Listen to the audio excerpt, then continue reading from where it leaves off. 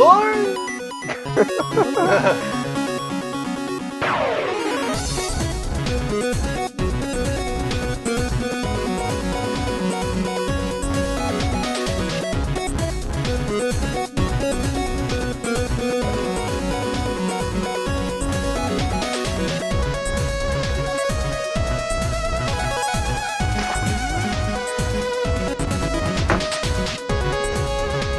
Womp. And womp again.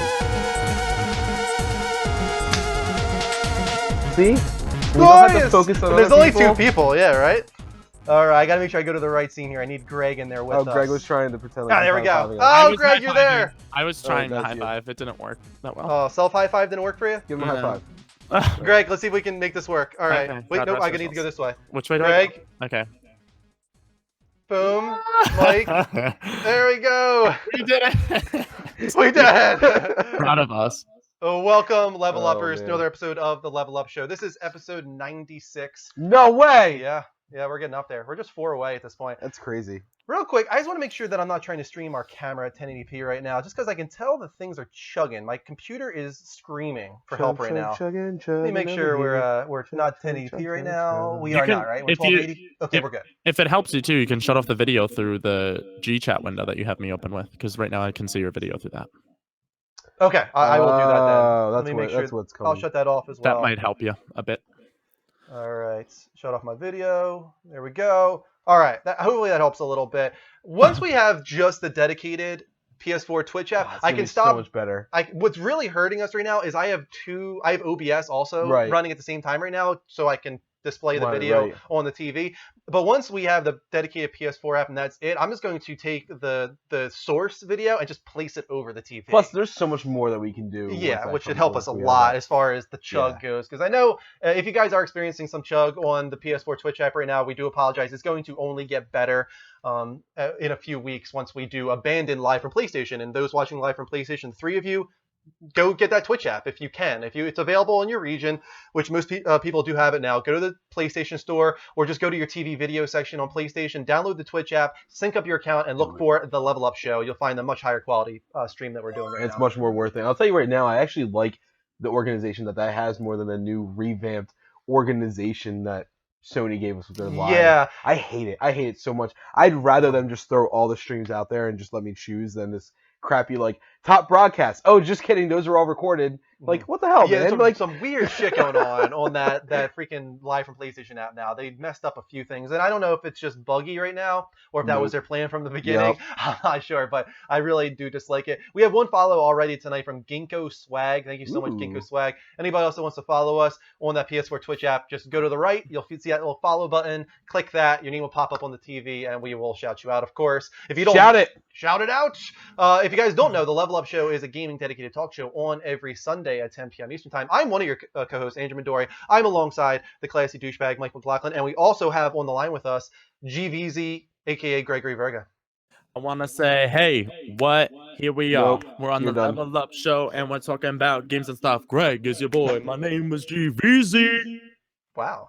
That was Is this going to be a new thing every week? Everyone's more been process. yelling at me that I haven't been doing songs, so I'm trying to bring songs back for one. Number two, a lot of people are saying that they love the new stream, so props to you, Drew, again on that. Rick, even, GFM, one of our longtime viewers, has said, wow, it's all pretty and stuff. Aw. And then we also have Mel said a special heart to you guys. I don't know if you guys saw that earlier, but heart from Nope. Mel. Mel's awesome. we can't see anything. let me put this out there. I can't see anything going on in that That's chat. why I'm Just so we shouting out can, for you. I'll you know what I'll do? I'll open up the chat in another window, big. Okay. So just the chat. I'll shut down everything else, All but right. just so we have the chat if we want to look at it, because it is small on our screen in that little box yeah, on we the can't side. see a We have damn thing. 32 people in the room Woo! on the PS4 Twitch app or on PC, wherever you guys are watching on that high quality stream. Thank you for doing it. This is what we're moving towards now. This is what we wanted you guys to see for a very long time, and we're glad that you finally get to. For sure. Yeah. Also, to answer everybody's questions, Dean took off for the night. He is okay. Everything is all right. He is alive. He is not dead. And I'm trying to sub in. Or not even sub in for Dean. I'm going to try to be here every week now, so that's exciting. Yep, I'm really excited to have you back on the Aw. show on a regular basis, and the idea of having a 4-person talk show again, which we Yeah, haven't for sure. done consistently in a long time. Yeah.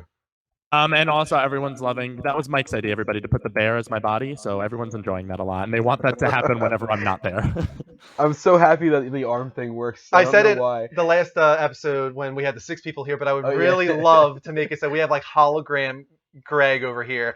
He would have to like frame his camera in such a way and have to wrap his chair in like green duct tape. Yeah. But I think we can make it work eventually. I think we're gonna try to do this. We don't know how we're gonna do it, but we're gonna attempt to do it. And I'll be there shortly for Extra Life, so you guys will get to see me in the flesh. With 2 all of them. weeks. 2 weeks. Why don't we plug that now? Yeah, I'm going to Get go out of through the the way. whole list real quick. Guys, as I was saying, we're on twitch.tv/levelupshow. You can follow us there, but we're also on Twitter at the Level Up Network, Level spelled LVL. We need you guys to tweet at us with hashtag on the spot. That's our Do dedicated it. question hashtag. We're going to be using those questions during live talk shows like this one on Sundays, but also during that 24-hour talk show for Extra Life, where we're raising money for Children's Miracle Network hospitals. That's going to need a ton of questions because we're going to use, I think, one every hour if we can. If you guys submit that many questions, we will do one every single hour. We also have YouTube at youtube.com/the-level-up-show, level spelled LVL. Greg and Dean have a really cool exclusive talk show on YouTube. Why don't you talk about that real quick, Greg? Of course, guys. We do a second show here. Besides video games and all other nerd stuff, we cover superheroes. Dun, dun, dun, dun. I don't know if you saw my arms on the screen, but that happens. We talk all things superheroes, including rumors. One of my favorite segments on the show. That goes up every Saturday for you guys. No set time on that, but look out for that on Saturdays. If you are a patron, if you go to our Patreon at patreon.com/the-level-up-network, spelled exactly as it sounds, for just $1 or any amount you'd like to give us, we appreciate it all. But for just $1, being the lowest amount, you can get the show 5 days earlier on the video feed if you're a patron towards us. True story. Awesome. We had another couple follows tonight, but I didn't see them because there's people following on live from PlayStation. T. Brinkman and I Am Boe, if you guys are still on live from PlayStation, make sure to go to that PS4 Twitch app or just on twitch.tv/the-level-up-show. That is our main channel. Follow us there. We're only streaming on live from PlayStation for the PlayStation faithful that don't want to miss us and need to learn about this new PS4 Twitch app that we're streaming on. But everybody watching live from PlayStation, do make sure to follow us on twitch.tv/the-level-up-show. And as Greg was saying, we are Patreon, and the biggest one of them all is Extra Life. Mhm. We have been doing this for about 6 months now, and we did it last year as well. But we're leading up to this big day, November 7th, game day. We're going to be raising money for 24 hours straight for Children's Miracle Network hospitals, specifically Children's Hospital of Philadelphia. We're already at over $1,500. We've already we hit a milestone. This is something. This is almost exactly where we got to last year, and we haven't even gotten to the 24-hour stream yet. Yeah. So there's more money coming in. I know for a fact a decent amount of money coming in. From I think we're at 1585, and last year total, by the very end, we made 1701 or something like that. Yeah. So we're almost there, and we have just as many donations at this point as we had throughout the entirety of last year. Right now, off the bat, we have different stages. We have different milestones and goals and everything like that to encourage you guys to donate even more on top of all the benefits that there are for donating to the charity like this. We already have to take fart candy at the beginning. Yeah. Are we doing it in the morning or are we doing it in the afternoon? Well, I think we'll wait until we get at least a decent number of people in the room to start that. But that $1,500, which you guys did achieve through Extra Life, that is the fart candy milestone. After that, $1,750 is the Kylie Jenner challenge, which is where we inflate our lips. But we're also going to take it a step further. Once we have inflated our lips, we're going to play a really fun app called a Heads Up. Yes. Something Greg introduced to us. Yay! I love basically the charades. Heads Up app. It's essentially charades, except they add a little bit of twist to the classic game. Give you a bunch of different categories. It's a lot of fun, and I'm excited to do it with puffed up lips as well. 2,000 is full glass of lemon juice. All of us. We all have to drink a full glass of lemon juice. That's going to suck hardcore. 2250 is the tin can challenge. Something Dean was not so happy about. No, he got really mad when he found that he was We're going to buy a bunch of canned foods of the same size. They've got to be the same size cans because we're going to rip off the labels and then we're going to not open them. Oh my god. We're going to just place them and then we all have to choose a can. And it could be dog food, it could be corn, it could be peaches. It doesn't matter, but whatever can you choose, you have to eat. So that's going to be a lot of fun for some people. 2,500, we're going to announce now. This is a new announcement for 2,500 is the Chubby Bunny Challenge. This is going to be if you guys don't know what that is, one. It is a challenge where we all try to stuff our mouths with as many marshmallows as possible. And for each one, you have to say Chubby Bunny. Chubby Bunny. And once you can't say Chubby Bunny anymore, I think we'll find a way to make that into like an Extra Life donation thing too. Maybe the person that loses, the one who like puts the least amount of marshmallows in their mouth, has to donate a certain amount or I'm something okay like with that. that. I think because we are going to donate some stuff. I'm going to say right now we're going to match a certain amount of money on Extra Life Day. We're not entirely sure what that is, but I will say it'll definitely be at least $200 that we're For going what? to match on Extra Life Day. Mhm. The Friend of the maximum donation of the day up to probably at least $200 we will match. Yeah. I like Yeah. those odds. I want to point out, I do not believe, I can confirm this with Drew and Mike, you guys may know. Snap City wants to know, is the Twitch app on the PS4, it's not out in the UK, correct? It's not. It's not out of No. the UK. Okay. That's So correct. Down Snap that City, today. no, you cannot download it yet, but it should be coming soon for you. I think it would come out this Snap coming City, week. Snap, Yeah. Snap City. They said it's on the way, which I imagine from Sony's verbiage that means this coming week. Yeah. For I sure. hope. But if you guys are, obviously, if you're from the UK or whatever and can't get that PS4 Twitch app, that is why we're still streaming live from PlayStation, just in case you guys just want to watch us. I know that chat isn't as active, but at least you can watch us over there. So yeah, guys, if you want to donate, go to extralife.org/participant/the Level Up Network. Click support me if you do want to donate. Whatever you have the means for, it doesn't matter if it's $1 or $500. It does not matter. Every cent counts. It all, leads towards that goal of 5,000 that we have for this year. All right. How's everybody doing this week? Let's do that first. All right. Yeah, I'm doing okay. I'm doing awesome. Greg, Yeah. you first. What's going on with you, man? I kind of had the best week ever, especially referencing gaming on this talk show. I went to go see, first of all, I met Anne Hathaway this summer. Nice way to name drop something in. I got to see The Intern this week. That was my crappy movie of the week, and it wasn't that crappy. It was actually a pretty good film. Robert De Niro was good in that, and Hathaway was awesome in that. And then I also had 2 big game releases this week for me. I had Just Dance 2016, loaded that up with Just Dance Unlimited, the 3-month subscription I bought for it. And what it does is, I didn't realize how cool this was. What it does is each year, what they normally do is they add 40 new songs on a disc, and then you have to rebuy all the old songs for $10. Or I think it's 30 for the year, but $10 for the 3 months. You get every song they've ever released in Just Dance. So I have 220 songs, I think, on this one disc of this game, which is awesome, and all I paid was $60. So this is definitely the best version of Just Dance. And then on this one, you get to download an app on your phone to use as the controller, so you don't need the PlayStation Move controllers anymore, which is awesome. And then the camera, you can play with just the camera, but it doesn't really sync up the moves correctly. And we all know I'm the best dancer there is, so I got to get all my moves in.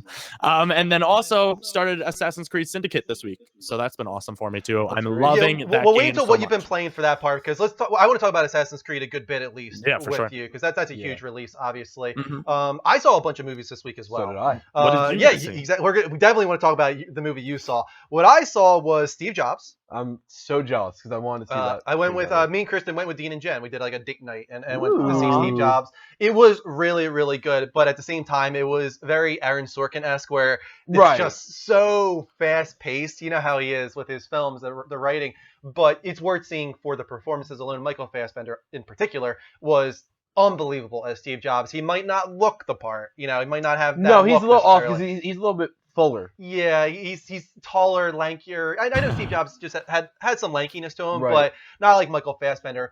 But man, I understand why Yeah. they went with this guy. It's all about the performance, right? Right, and that's apparently what really sold him Yes. on it.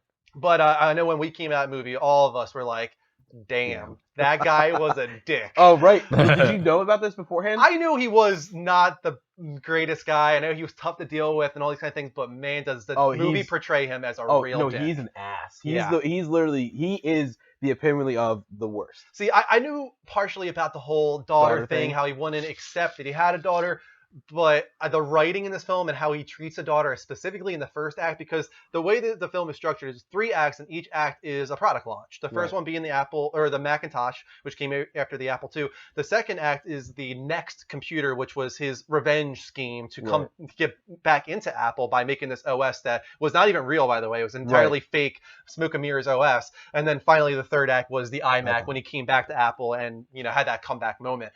But it's really cool that they framed it in that way. But at the same time, I think some people might not like that it doesn't go into his illness or how he changed as a person once he had that illness. Right. It was just about a point in time. It was about 1984, 1990, or whatever, and then 1998, and how his life changed in those times and the relationships around him, how they were in those 3 moments. Right. But I thought it was a really interesting take on the Steve Jobs story and how they wanted to tell it. Mhm. So 100% worth seeing. Question from the chat room for you, Drew. Yeah. Donnie, with 2 E's and 2 Y's, wants to know if you saw the other Steve Jobs movie and how it compares. I've only seen like bits and pieces because really? I'm not interested in it, to be Really? honest with you. I'm sorry, this probably sounds bad, but just the fact that it has Ashton Kutcher as Steve Jobs, I was never really able to get past that, and I've seen his performance, bits and pieces I of it, thought and it was it's pretty just, darn good. I don't think so. I thought think it he was pretty looks the part. decent. It's the opposite. It's the reversal for me of Michael Fassbender. He definitely looks the part, but Yeah. he didn't have that gravitas that Steve Jobs definitely No, but should he have. definitely. I mean, he'd have the awkwardness and the. I mean, I felt By like the time I was actually about to watch Steve Jobs, I already knew that they were making this Steve Jobs. So So you it were was just like, you know what? nah. you can keep it. Yeah. I'm gonna wait for that one. Maybe I'll get around to it someday. But that being said, I don't think there's any comparison. Anybody who's seen both movies will, I think, say that. I'm gonna new bet you one's anything better. the other one was better. The only difference is going to be that the Ashton Kutcher one did cover Yes. the iPod on Yes. and everything like that. So this is Yeah, that's definitely where- something to keep in mind that it doesn't go into that very latter part of his life. Right. It doesn't go into that at all in the new movie. which he did redeem himself a little bit. a yeah. little bit. But The still movie good, tries still to worth end seeing. on a positive note. I don't want to say too much, but it tries to end on a positive note. What's up? I said it was good though, right? You would It recommend was seeing it? 'Cause I great. wanna- It was a great film for the Good. performances alone. It was definitely worth. Mike, I need to hear it. Which Goosebumps. one? You know what we talking about? The Visitor? No, we're just talking about Goosebumps. The Visit, I mean? The All right, Visit. Goosebumps. All right, so here's what I'm going to say. You guys gave it a lot of crap, and I understand why. Yes. And it's not going to give you that Goosebumps feel of a movie when you go into Okay. it. But it surprised the heck out of me. The acting, the kid that was the actor, he has a very, for some reason, Channing Tatum feel to him. Yeah, I can understand that. Yeah. And his humor fits. His humor is that sarcastic, like, oh, well, fuck me then, type humor. And it was very from the get go. It was really entertaining. And I liked pretty much all of it. Especially as a kids movie. The problem is so basically it's this kid and his mother who moved to this new town. The mom's going to be a vice principal. He doesn't know anybody. You come to find out that his father died and everything like that. He's coping with that. And then you move in, and the neighbor's weird and creepy, and it's Jack Black, and a bunch of stuff happens where he thinks that like the daughter is getting hurt or something like that, so he breaks into the house, and then in the meantime, his nerdy friend that he made knocks over a bookcase full of all these books, and then when they pop open, all of them come to life. And they had to figure out a way to put them back, and it's entertaining. And it feels more like a trek through nostalgia. The problem I had with that was they didn't give us enough nostalgia. It gave it enough for new kids that don't know much about Goosebumps, the younger generation that never probably read any of the Goosebumps, a reason to read them. But for people like us, there's like key monsters that are in there, but a lot that aren't. The only one that I really remember that I was like, oh, I like that, was Slappy. Other than that, the Werewolf of Fever Swamp was featured towards the end, and the Abominable Snowman. Other than that, it was just the cliche, creepy clown, zombies, killer plant, killer. Did it have the mask by chance? No, Okay. and he even referenced it. Oh, it did. He even Okay. referenced it. At That least was, it referenced and it sucks that I didn't see, but I was looking for that, and I don't think I'm wondering if they don't have the licenses to all these things that they wanted to, or they weren't able to get all of them. But I gotta tell you, the one thing that really blew me away more than anything else is Slappy. I think it was Jack Black that did it. Oh, really? God damn, did he sound like Mark fucking Hamill as the Joker? Just doing the Joker. Just do it. It was basically Jack Black impersonating Mark Hamill doing the Joker, and it sold everything, and down to the laugh. I'm talking Nice. like every single thing. So I That's was not like, bad. I can this just sold picture me. that. That's a good I voice was for this it. sold like Yeah. completely. But here's why I had the problem with it. It's basically this kid who meets this girl next door, and it's one of those like typical cliche. This kid's 16 and immediately falls in love with her, and that's the whole basis of the movie. Yeah. There was much more of a father-daughter coping situation to be played at there, but they didn't bother going for that, and that kind of hurt it for me because it was they went for the easy route. Sure. And they could have changed it. But other than that, it was actually, I liked it. I would give it a solid 7.5, probably closer to an 8. Wow. All right. I want to point out Nate Dog 24 in the chat room says that he agrees with Mike. It was a really good movie. My daughter liked it too. Yeah, that's not a surprise, right? No. You know, real quick, I'm gonna lower Greg's quality because I think we got something on the we background. got a resubscribe Oh, nice. from Derek, but not just that from Derek. Yeah, we got a few things. We got a few things to talk about here. First off, follow from Verfugong, Ultimate X Hunter, Nice. and Ginkgo Swag. But Verfugong has been around on Yes. network side for a long time, so it's Yes. about damn time, dude. 2 Extra Life donations. Right, I saw already that. off the bat $15 donation from Derek. We already gave him his 375 XP in the chat room. And another one, first donation from Tobs, one of our new subscribers. Nice. He donated $25 to Extra Life Tobes, that's already. awesome. Tobes, Tobs, however you say your name, thank you so much. That was 625 XP for you. Thank you so much. That's such a great cause, guys. If you don't know, we're raising money for children in Children's Miracle Network Hospitals. Tobes, Derek, they both donated now. Derek multiple times now. It's a really great cause, so keep that ball rolling. Go to extralife.org/participant/the Level Up Network. Donate there through the Support Me link, and we will definitely give you some XP, shout you out, and show our appreciation. And keep those follows coming as well. Hit that heart button live from PlayStation. We're getting a lot of resubs. Puss, Dustin early in the show, and Derek. We must be that time of the month. Yeah. So It's that time of the month for Yep. us. resubs coming in there. 100 XP to our resubs, 25 XP to all of our follows, of course. Okay. Another movie I saw this week, Jurassic World. You finally for saw. the I haven't first seen time? it still. What was that, Greg? That was for the first time you saw that? First time I saw Jurassic World. It's funny. When it started, I thought like the first 20 minutes, I was like, this is not good so far. Like, what's going on here? Yeah, I it heard this picks movie's up. great, and Yeah. then it just like got better and better. And All right, the cool. ending particularly was awesome. All right, so I'm gonna see it. Awesome Agreed. ending. Agreed. You saw it, Greg? Yeah, I saw it on one of my Crappy Movie Tuesdays. In the beginning, I was like, "Oh God, what's happening?" But Chris Pratt pulled it off. I thought it was awesome in the end. One of the really smart things they did was playing with nostalgia. Yes. 100%. I don't want to say what they did, but that's what you do in these Right. movies, right? If you want to really pull people in and please the fans, you gotta do that those nostalgic moments where they call back to the original, and they did that multiple times throughout the movie, especially with the ending. The ending was such a nice Yes. callback. Mhm. So cool. Was there any other things that you saw, Greg? I watched. What did I watch? I watched a movie on Netflix. It just released. It's called Comet. It was with Justin Long and I don't know the female actress, but it was kind of like a cheesy love story, so to speak. But it was told Alright, kind of in a awesome. similar vein of 500 Days of Summer, where it kind of does time jumps throughout the whole thing. It was very interesting. I actually enjoyed it. So if anybody wants to check out a Netflix movie and you can't get to the movies, check out Comet with Justin Long. It's pretty And real quick, Paper though. Towns also is another one I watched, another romantic movie. That was Oh, not bad. Greg. It was okay. Greg, The Visit though, the diaper scene, Oh, The Visit was so good. I loved The Oh, Visit. it was actually pretty good. When it comes out, watch it. I loved The Visit. I want to say I want to do like our moment for 50 as opposed to 100 because I'm really happy that we hit 50. So Oh, that thing? yes, because I'm really happy. We have 50 people on Yes. the new Twitch app or on PC, wherever you guys are watching from. 50 people watching the high quality stream finally. That's so cool. I'm really happy about that. So thank you so much. How much did it hurt knowing that you did all like for a all long the effort time. was put in and then no one knew about For it? a very, very, very long time now, I've been putting the work into this higher quality stream, but we typically get an average of 6-7 people watching Right. that. So really, the YouTube's reason was the only It's probably one funny there. because people like Verifone go on and they're just like, what happened? Where's my high quality? Not realizing, no, we're on the Level Up show now. So that's really cool. Thank you to all the people watching on the PS4 Twitch app or on PC, wherever you're watching from. Don't forget to share the show, guys. Yeah. We are going to be struggling during this transition to get people to come over to find us.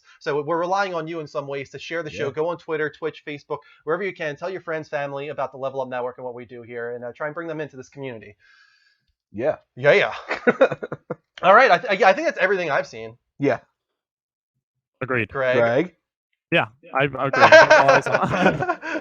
Sorry, You I'm aren't writing, clear in I'm the writing in the chat. conversation. I'm trying to be in the chat room. There's 2 chats going on. I just want to point out too, as much work as you're putting into it, Drew, everybody appreciate it. I'll let everyone That's say awesome. that they love it so much. The high quality is awesome, and that we're happy. Everyone's happy that the viewership is finally there for you. Tobe said he wants to see The Visit. That Zero Mexican is Jimmy, by the way, guys, just in case you see him. Oh, okay. He made a Changed his new name? Twitch name. Cool. No But problem. that's Jimmy. So shout Glad out to to have you you. back, Jimmy. Let's move on to, even though we've been doing it for a while now, let's move on to our dedicated non-gaming portion of the show. It's called the Level Up Show Has No Game. It is 3 non-gaming topics, 2 minutes each. Are we ready?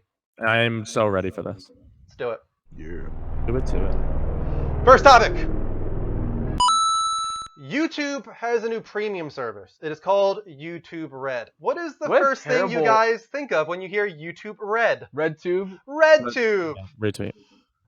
I mean, I'm not the only one, right? No, you're not. And Preston and Steve were talking about this the other day, actually. And I know a lot of people have in general, but they said the exact same thing. So people that are removed from it are even thinking this is a terrible idea. Yes, I don't know how Who's through in charge of their focus marketing? testing or whatever you would call it, how nobody thought YouTube Red, RedTube. There's going to be a lot of people that search for this and kind of go to the wrong location. What's that new YouTube thing? The red something? YouTube RedTube? RedTube, same thing, just type in right? RedTube and see what comes up. Okay, Grandma.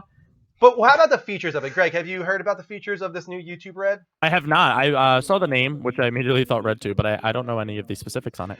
So it's $9.99 a month, Okay. and Terrible. it's an ad-free subscription service for one. Not worth it. The other side, and I think this is kind of annoying, I really wish YouTube had this already on all applications without YouTube Red, but you know how right now if you're watching YouTube and you're listening to music on your phone, if you switch apps, it turns off the music? So Correct. much. Well, YouTube Red allows you to have background and that is music. the Oh, that's biggest annoying. bunch of bullshit ever. Yeah, I think that's kind of annoying because that's something that's been asked for a very long time on just regular YouTube, and now they're putting it behind this paywall. That's kind of annoying.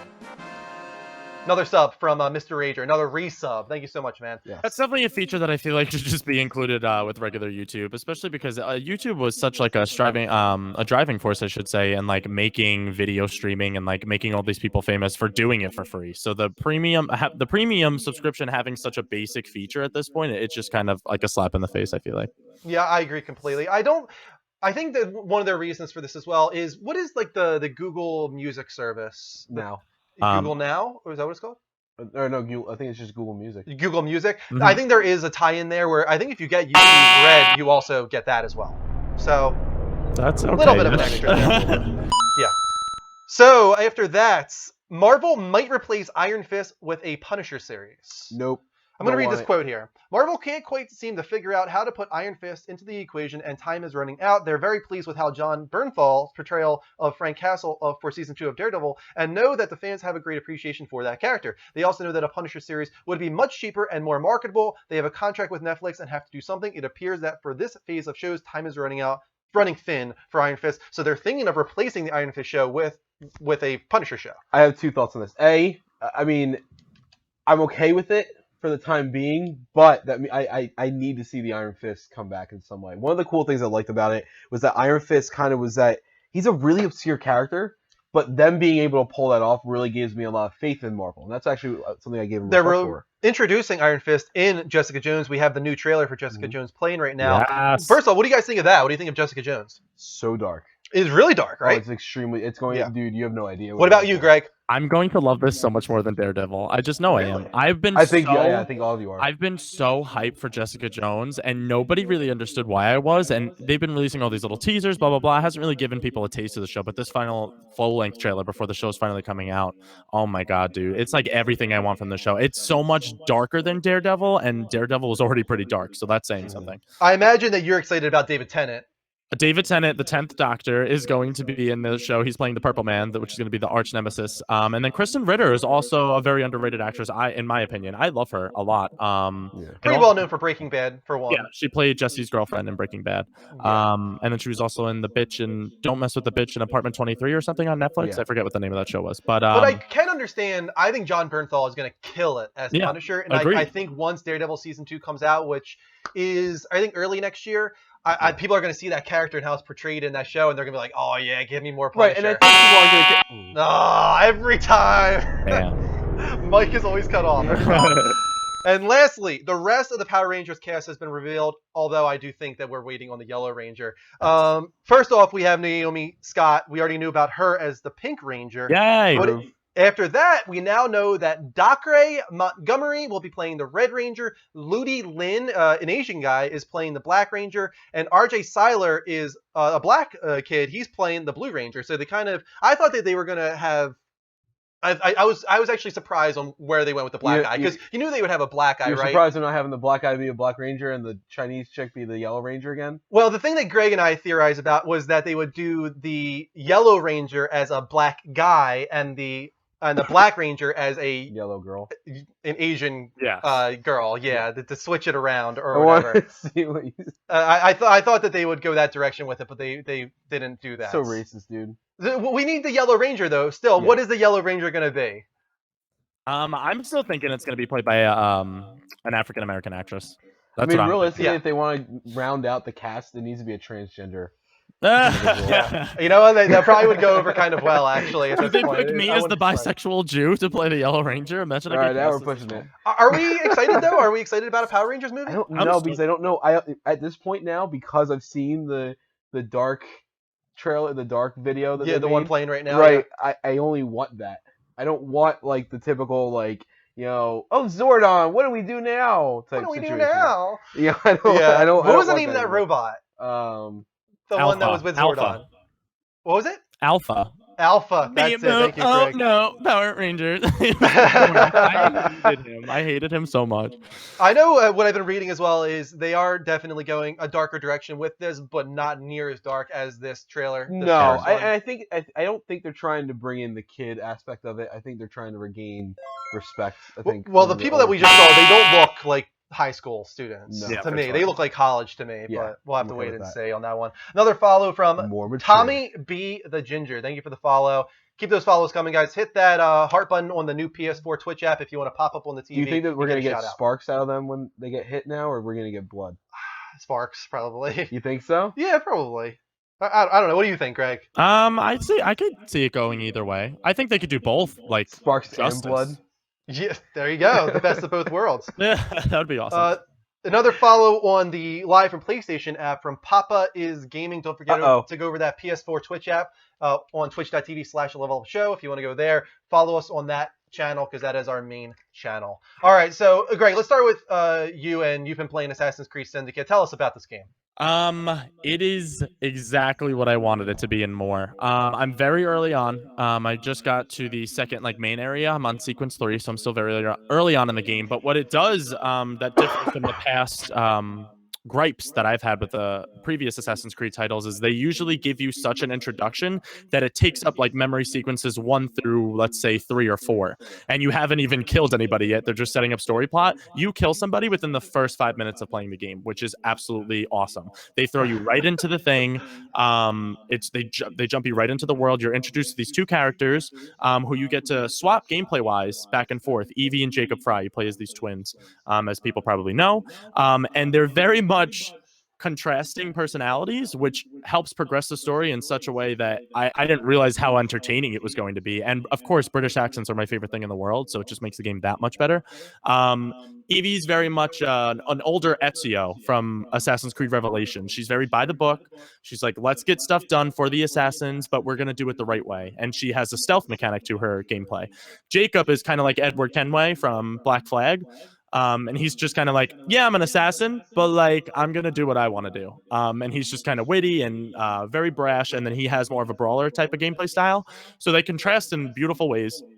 They each have individual upgrades. The city of London is so beautifully realized. The same engine as Assassin's Creed Unity, but so much better looking, so much smoother, not one glitch, not one bug, unlike Unity, so that's a positive on Ubisoft's All the part. faces are there? All the faces are not glitched out and cube-like. They're good not news. an 8-bit style. And the story is really good this time around. It's very similar to the original Assassin's Creed 2, not Brotherhood, not Revelations, but the original, which was very, very charming and very witty with its dialogue and its writing. So I highly recommend it. If you were a fan of Assassin's Creed 2 at all, this is right up your alley.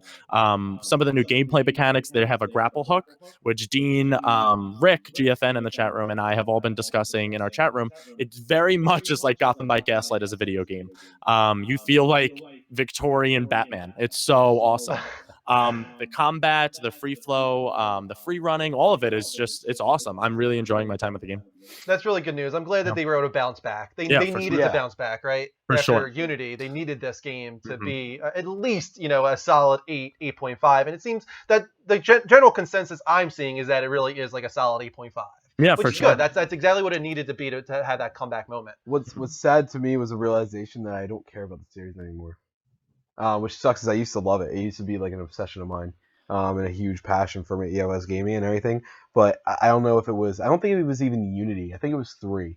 3 killed it for me almost completely. Black Flag redeemed it, and then Unity was just like, I'm really bored with this. The one thing I liked about Black Flag was the pirate stuff and everything like that. But now that we don't have ships to plunder, Yeah. I don't care as much. And I've never been interested. Yeah. never will be. I don't think. I don't have an interest in this series anymore. I just love them. They come out yearly for me. I take like a good month or two chunk out of my life just to do. It's another way for me to use my PS Vita too. I watch episodes on Netflix, and I what is it called when you what is it stream Remote playing? play. Remote play. Yeah. As I can't even remember the title, but I go around and I collect all the treasure chests and stuff. So that when I bring it up on the big screen, I'm already rich. I can buy all the weapons, and then I get to see the awesome. Nice to mention the animations in this game are freaking incredible. They're so phenomenal. Oh yeah, I think we can always agree that the animations in Assassin's Creed are top notch. Yeah. They always kills do a great job. One of the things that are I freaking do awesome. like about this one is that there's 2 different skill trees. You have to actually Yeah. do the skills for Eevee and do the skills for whatever the What's other the guy? His name? Jacob. Jacob. Yeah, that one. Yeah, I agree. I do agree that having the multiple skill No, trees, that's cool. it gives a longevity. Mhm. But is there any choice as to who you're playing, or is it always chosen for you? No, so what happens is when you're doing the main story sequences, what they're doing is they're just alternating between the twins. So like sequence 1 was Jacob, sequence 2 is Eevee, and so on and so forth. But in all of the side quests and whoever you want to explore around in the city, all you have to do is hit the start button or the options button on the PS4. And then you hit R3 and you switch characters wherever you are. There's no like having to go Now, to a does that hideout. have a dramatic effect though on the Yes. story or the? Oh, so it does. So there is Yes. replayability there as Mhm. far as choosing who you want to be in these side missions. 100%, because Eevee, cool. like I said, she tackles stuff more in a stealthy way, and you can upgrade Jacob in some stealth mechanics, but there's 3 specific upgrades for both of them. So Eevee's mechanic, when you fully upgrade her, when she's stationary, her character model completely turns invisible, so you can't see her at all, which is one of her cool stealth mechanics. She has a bunch too. She can carry more throwing knives than Jacob. She can do a whole bunch more stuff. And then Jacob, way of playing, he's more of a brawler, like I said. So when you're going in to fight people, he can take on like more counter abilities. The combat's very similar to the Batman Arkham games this time around. So it's awesome. It's definitely replayable. I've been replaying the chapters back and forth, just going on the same mission as different twins. So That's it's great really, news. really cool. Before we move on to you, I do want to say we're picking up some people on the Live from PlayStation app, so I wanted to reiterate, guys watching on Live from PlayStation, don't forget if you are in the Americas or in most regions, they do have the PS4 Twitch app now. It's a much higher quality stream over there with a more active chat. So go on your PlayStation Store or on the TV video area, download that Twitch app, sync up your account, and search for the Level Up Show. 18 people now. Please do that because it's a much higher quality stream. Don't forget to follow us while you're over there. We will, of course, shout you out. What have you been playing, Mike? So I played. Did you see my stream on Tuesday? I don't think I did. I decided to go back and play Oddworld. Oh yeah, I saw part of it. Yeah. And man, was that a poor choice. No, No, it's not. You know what? It's not that it's a bad game, but it hasn't aged as well as I thought it did. The first time I started replaying it, I was like, "Oh, nostalgia," and then now I'm starting to realize, like, "Oh, it was only nostalgia." There's gameplay mechanics that don't make any sense at all whatsoever. But there's other ones like the puzzles that they have in there is cool. But then that and Destiny. And Destiny, of course. God, I hate it. Are you at all feeling like you're getting your fill of Destiny yet? I'm getting close. You know, I'm getting back. Because I don't have that core group that I was playing with when I was doing Trash Talk. I don't do things as much as often. You know, with that crew, it was like, all right, it's Tuesday, we're doing the Nightfall, then we're doing the raid, and then we're doing the raid again, and then we're doing the raid again. You know, there was a system, there was a schedule, and there's a bunch of people that do that. But now they don't have that. It's kind of like I don't have a crew to do the raid, so I guess I can do this one, and I guess so it's a lot more out there and all over the place. So I don't know. I'm not saying I got my fill yet, but I could have if I had a core group to play with. But there's other stuff coming that I'm looking forward to play. Sure. I'm gonna get Call of Duty for God knows what. What happened to Uncharted? I haven't touched it. Oh my God! I know. Yeah, maybe you better hurry the hell up because when we do, it only does PlayStation. We are talking about Uncharted for sure. I have time. I got time. That's all right. Yeah, I mean they're pretty quick moving games if you. I mean it's gonna be 2 days for most of them. I think. Yeah. I hope you do, because I do want to have that discussion. Greg, why don't you say, what was the discussion that we wanted to have about Uncharted on the next It Only Does PlayStation? My next topic, spoiler alert for the next It Only Does PlayStation, ladies and gentlemen, is going to be the comparison between all 3 games, most specifically, which game is better at storytelling. Is it Uncharted 2 or Uncharted 3? And I am in the minority here.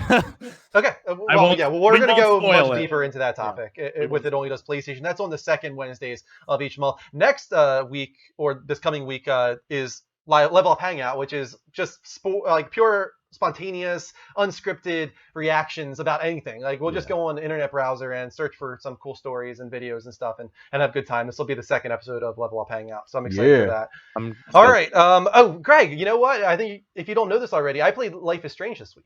Yes, you did. I saw a little bit of your stream. I just wasn't able to comment. I was watching from work. How are you enjoying it? You only played the first episode, though, correct? I didn't even finish the first episode, but I think I got pretty far into it. Maybe you can tell me. I got to the part where you run away, like you drive away with Chloe in the car. Yeah, you're almost done. You have like you should have just finished. You should have just finished it. You have like maybe 5 minutes, if that. Oh, okay. Yeah. There you go. So I was very close. So I guess the next stream I do, it'll just be the very well, no, just end finish of up that, first. and then Just finish the first one, then goes. And then well, I wanted everybody to see, just in case. I want to have the whole thing streamed. Why not? It's not that long of a series. I might as well stream the whole thing. Yo, can I tell you how frustrated you would have been if you watched Drew play it? He literally ran through the beginning and missed like a ton of like he was just like, oh, if I do this, I don't really care. And I only missed one thing. I missed picking up the picture, and that's it. That's the only thing I missed. Yeah, I had to say something about it. I was just going to say, Drew, you kind of played similarly to my play style. I explored. Yeah, I talked to every single person I possibly could. Yeah. I inspected almost everything. The only thing I didn't expect was the picture on the walkout. And it doesn't seem like would that have changed anything? Because it doesn't seem like it would have. It does later on, but I don't want to spoil it for you. Okay, well, that's cool then. I get to have a different experience. That's the point. Yeah, for sure. Another couple follows here, but once all three of them on the wrong place. On the wrong place. Don One Diver, Chris Ott, and Supreme K, you guys all followed on the PS4 live from PlayStation. That is the Level Up Network side. We want you to go to twitch.tv/the Level Up Show or go to the PS4 Twitch app. That is our higher quality stream. That is our main channel. Please go there and follow us because we're going to be shutting down the live from PlayStation stream in a few weeks and just not tonight, but in a few weeks we will do that and we'll be purely PS4 Twitch app and PC and mobile devices as well. So please make sure to go over to twitch.tv/the Level Up Show. Follow us there. I knew that was going to happen. We still had that transition. I'm going to put in a little bit of a plug here. Go ahead. As Drew is starting off Life is Strange, everybody is asking me in the chat room too, so I just want to answer everybody's question. I'm streaming the finale of it tomorrow on Inday. That's going to be 10 p.m. Eastern Standard Time. I'm finishing the series. It's going to be my first playthrough of it. I waited a week for you guys to experience it with me, and I'm stoked. I'm ready to see. I can't believe you waited this long. I had to. I started this game with all the fans, and I have to end it with all the fans. Yeah. I'm stoked though. I'm really excited. But my feelings on it, Greg, is that it's really good so far. And I know the first episode is not the greatest of the series. No. But I'm already invested in the characters. I really do like Max. Yeah. I don't really know how to feel about Chloe yet. She's just too fresh for me. I don't know enough about her. You'll learn. Some of her scripting I think is a little weird. Like she says hella a lot, but it feels forced. That's like just that's like a West Coast thing.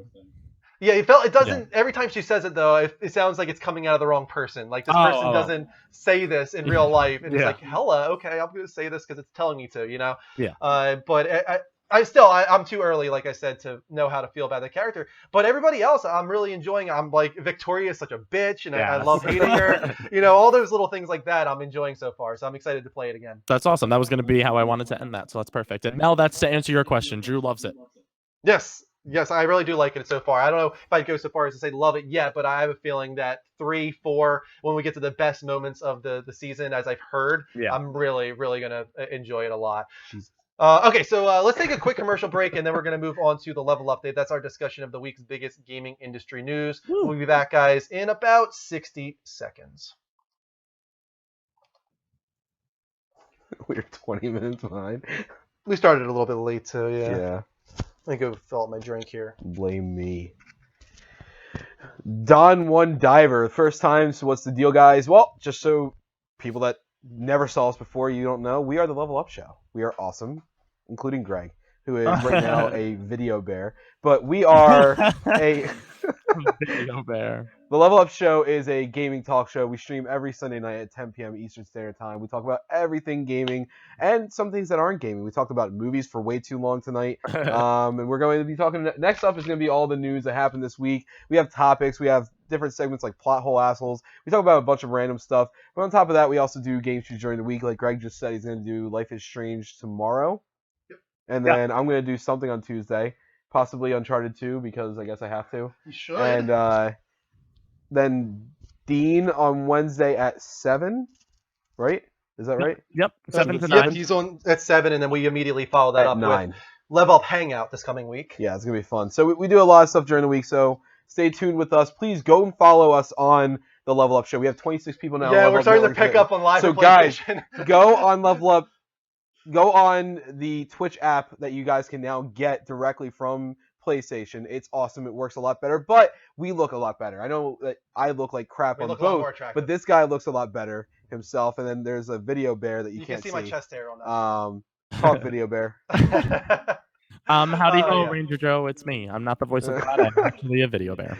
So All go right, over there let's and welcome follow. back Yeah. everybody, and I'm just going to go through the whole spiel again. Welcome back, Level Uppers, to the Level Up Show. This is episode 96, a gaming dedicated talk show on every Sunday at 10 p.m. Eastern Time. Please follow us on twitch.tv/the Level Up Show. That is our main channel, not the one you're seeing on live from PlayStation, the 27 of you. Please abandon. Go to twitch.tv/Level Up Show or the PS4 dedicated Twitch app. Follow us there on the Level Up Show, and we will definitely give you a shout out. We're also on Twitter at the Level Up Network, Level spelled LVL, youtube.com/the Level Up Show if you want to see exclusive content like Dean and Greg's Power Up superhero show.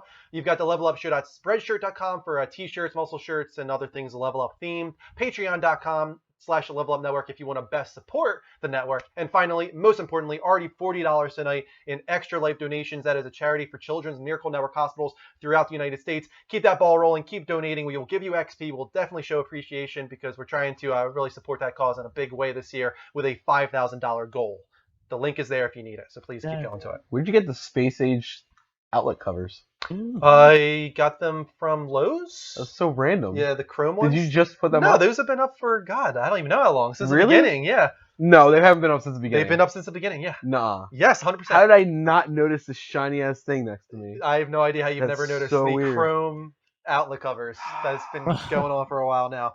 All right, so we're really far behind. Let's move on to the level update, guys. Yes. I almost started watching it the other day, actually. The Newsroom. It's a pretty good show. Really good show. So great. I guess you So can hear that, Greg. All right, first up, continuing this discussion. We've been doing it for several weeks now, but Kojima's non-compete agreement ends with Konami in December. According to GameSpot, Hideo Kojima is no longer working at Konami and his studio, Kojima Productions. According to a source speaking with The New Yorker, Kojima reportedly parted ways with the company earlier this month. On October 9th, this source in question attended a departure ceremony on that day for Kojima, who has worked at Konami for almost 3 decades. Unbelievably so. We've contacted Konami for confirmation that Kojima is no longer with the company, but have not yet received a response. We'll update the story with any comment it shares. The New Yorker report states that Kojima has a non-compete clause that expires in December. The specifics of this aren't clear, but it likely means he'll have to wait until then before being able to sign on with another company. That's going to be really interesting when we finally find out who that company is. Sony, what? Sorry, just so you know, the video's shutting on the TV. Oh yeah, 100%. It's there. My computer is really Dying. overloaded today. And an update here. Although Konami did not respond to requests for comment prior to the publication of the New Yorker article, it has since gone on to deny them. Konami now claims that Kojima is on vacation. Right. The publisher did not say whether or not Kojima had secured a new contract with the company, nor whether it wanted to maintain the 29-year partnership. This is so weird. Like, why would they ever say he's on vacation? Yeah, that doesn't make sense. Like, we all know what's going on at this point, right? Mm-hmm. Like, are they backtracking, or is it like conspiracy theory? Like, is this all just one massive troll at this point? Like, what is going on here? No, I don't think it could be a troll at this point. Backtracking maybe a little bit. Probably seeing the negative reaction to what they did and what they're losing in this situation. I just hope Kojima, even if this is them backtracking, I hope he's not dumb enough to try to get back with them. I want him to, hopefully, fingers crossed, come out of PSX and be like, "Hi guys, I'm with Sony now." That's my ultimate dream for this situation. That's the poll I want to put in the chat room right now. I'm going to ask you guys in the chat on the Level Up Show, where do you think that Kojima will end up? Will it be Sony, Microsoft, a third-party developer, or will it be a new studio? Like how you didn't even bother putting Nintendo. No, it's so outlandish. I had to restrict myself. Sorry. Actually, you know what? On the bot, I can actually do 5. So you know what? I will put Nintendo in there just for the people that do want to vote Nintendo. Why would you do that? So there you go. I'll keep that open for a few minutes there. Vote on the poll and Level Up show chat on PC or on the Twitch app. Sorry to those watching live from PlayStation, we can't put up multiple polls. Womp. Womp, womp, womp. But yeah, I'm just so confused by this, and I can't wait to find out where this guy ends up at this point. I'm really excited. Yeah, it's gonna be interesting. I actually, if you want to get my opinion, I think he's gonna do his own studio. I think so too. I agree with that. I can't imagine he would ever want to go back to a situation like he's. What about you, Greg? You think he's going to end up at Sony, or do you just want that to happen? I want him to end up with Sony. As the only thing I want out of this scenario, no matter what, is I want the Fox engine to be used again, because Metal Gear Solid 5: The Phantom Pain, regardless of what you think about the story, anything else like that, is such a stunning, beautiful game. And a lot of people are saying that the engine's just going to go kind of down the tubes now, that nobody's kind of in charge of it, but I'm hoping that's not the case. That's my kind of biggest hope out of this whole thing. I'm very curious what the chat will think as well. Another follow, 2 follows on the wrong channel. Thank you to Lynn and Sack and Unarmed Ocean Twitch. Those 2 follows on the Level Up Network. Make sure to go to twitch.tv/levelupshow or the PS4 Twitch app. Follow us there. That is our main channel. Go ahead, Mike. You're up. Yes. Star Wars Battlefront reveals Han Solo, Leia, and Palpatine as playable. Yeah. I kind of knew the Han Solo and Leia, but I had no idea they were going with Palpatine. It's kind of cool. It's a thing. What was that? I said it's a thing. I don't know about cool, but it's a thing. Thanks, Greg. Via the PlayStation blog, they said, Princess Leia is a character that succeeds through her fearless strategic mind. We can all remember moments with her quick-thinking blaster fire help the rebels out in trouble. Our goal for all the hero characters has been to capture their essence and spirit from the original Star Wars trilogy and then convey that through the gameplay. I love this trailer. It's such a good trailer. Doing that is more straightforward with characters wielding lightsabers and force abilities. It's obvious how to build gameplay around those things. Leia doesn't have a specific favorite weapon, so we had to represent her in another way. So that's kind of cool that they're thinking about that. Han's such a likable character, and turning his unique persona into gameplay features as a thrill when you're a Star Wars fan. Han's sardonic lines, I guess that fits, and emotes seem to put a smile on everybody's face. Gameplay-wise, Han Solo is a gunslinger, mainly designed for lone wolves, and echoing the beginning of the Star Wars trilogy, he's not very dependent on others. Emperor Palpatine, however, wanted many different things for the Emperor. We wanted him to be very mobile, but also about deception and fooling people that he's fragile and weak. As you've seen in the Star Wars trilogy, Palpatine pretends to be a weak old man when he in fact is extremely powerful. That two-faced side was something we wanted to convey in gameplay and the Emperor's ability. So I'm interested to see how that comes into play. Yeah. Especially because they said they want to give a two-faced side, so I wonder if it's going to be kind of Team Fortress, esque with the spy. And you go and you look like the other team or something like that, or what the deal is. But question to you guys: did you play the past Battlefront games? Yes, I played every single game except for the beta that they just put out for this. It's a no for me. I've never played Battlefront. It's just never been my kind of series, unfortunately, when it comes to Star Wars. Yeah, for sure. I just wanted to agree. Rick wrote in the chat room, and I agree with him. The reason why I wasn't so hot on Palpatine, not because I don't think he's a badass character, just in the old games he was so bad. I never got to play. It's funny, as mentioned, I played 2. I don't remember playing as Palpatine. I remember playing as Vader. I remember playing as what's his name? That's a good Luke. Character. I love him. Right, but I don't remember playing as anybody but those 2. Mm-hmm. Yeah, no, Palpatine was just god awful. Yeah, that was actually. I also want to say real quick that I know that they're renders, but man, are those character models that they showed off unbelievably. Yeah. And what's crazy, you'll detailed. almost never see them. Yeah. Which sucks kind of for whoever made them, but it's also pretty rewarding. I remember I sent those images that I had up on screen there of all the renders to my cousin, and then he came back later. He's like, "Oh, this is from the video game? I thought they were toys because they're so real looking that they look like physical toys, physical things. Yeah, they look tangible because the texture work and the detail in them are just it's so much there that I really hope that it looks that great in the game as well. Great. I know there's going to be a little bit of a difference there, but still. I saw new gameplay though of the AT-AT Siege or whatever it is, and they showed it off on Hoth. And what's funny is it looks exactly like it did in the first 2, where you go in with your snow speeder and you have to go down and shoot your cable at the AT-AT, and you basically steer your thing around it, make sure you don't crash into it, and then you trip the AT-AT while you're playing. Yeah. So it is time for NPD results, Gregory. God. Yeah. Did you want me to go through them? Yep, this is yours. Okay, perfect. I'm so This would have excited. been I'm so Dean's, happy but that Dean's I not have here the this story.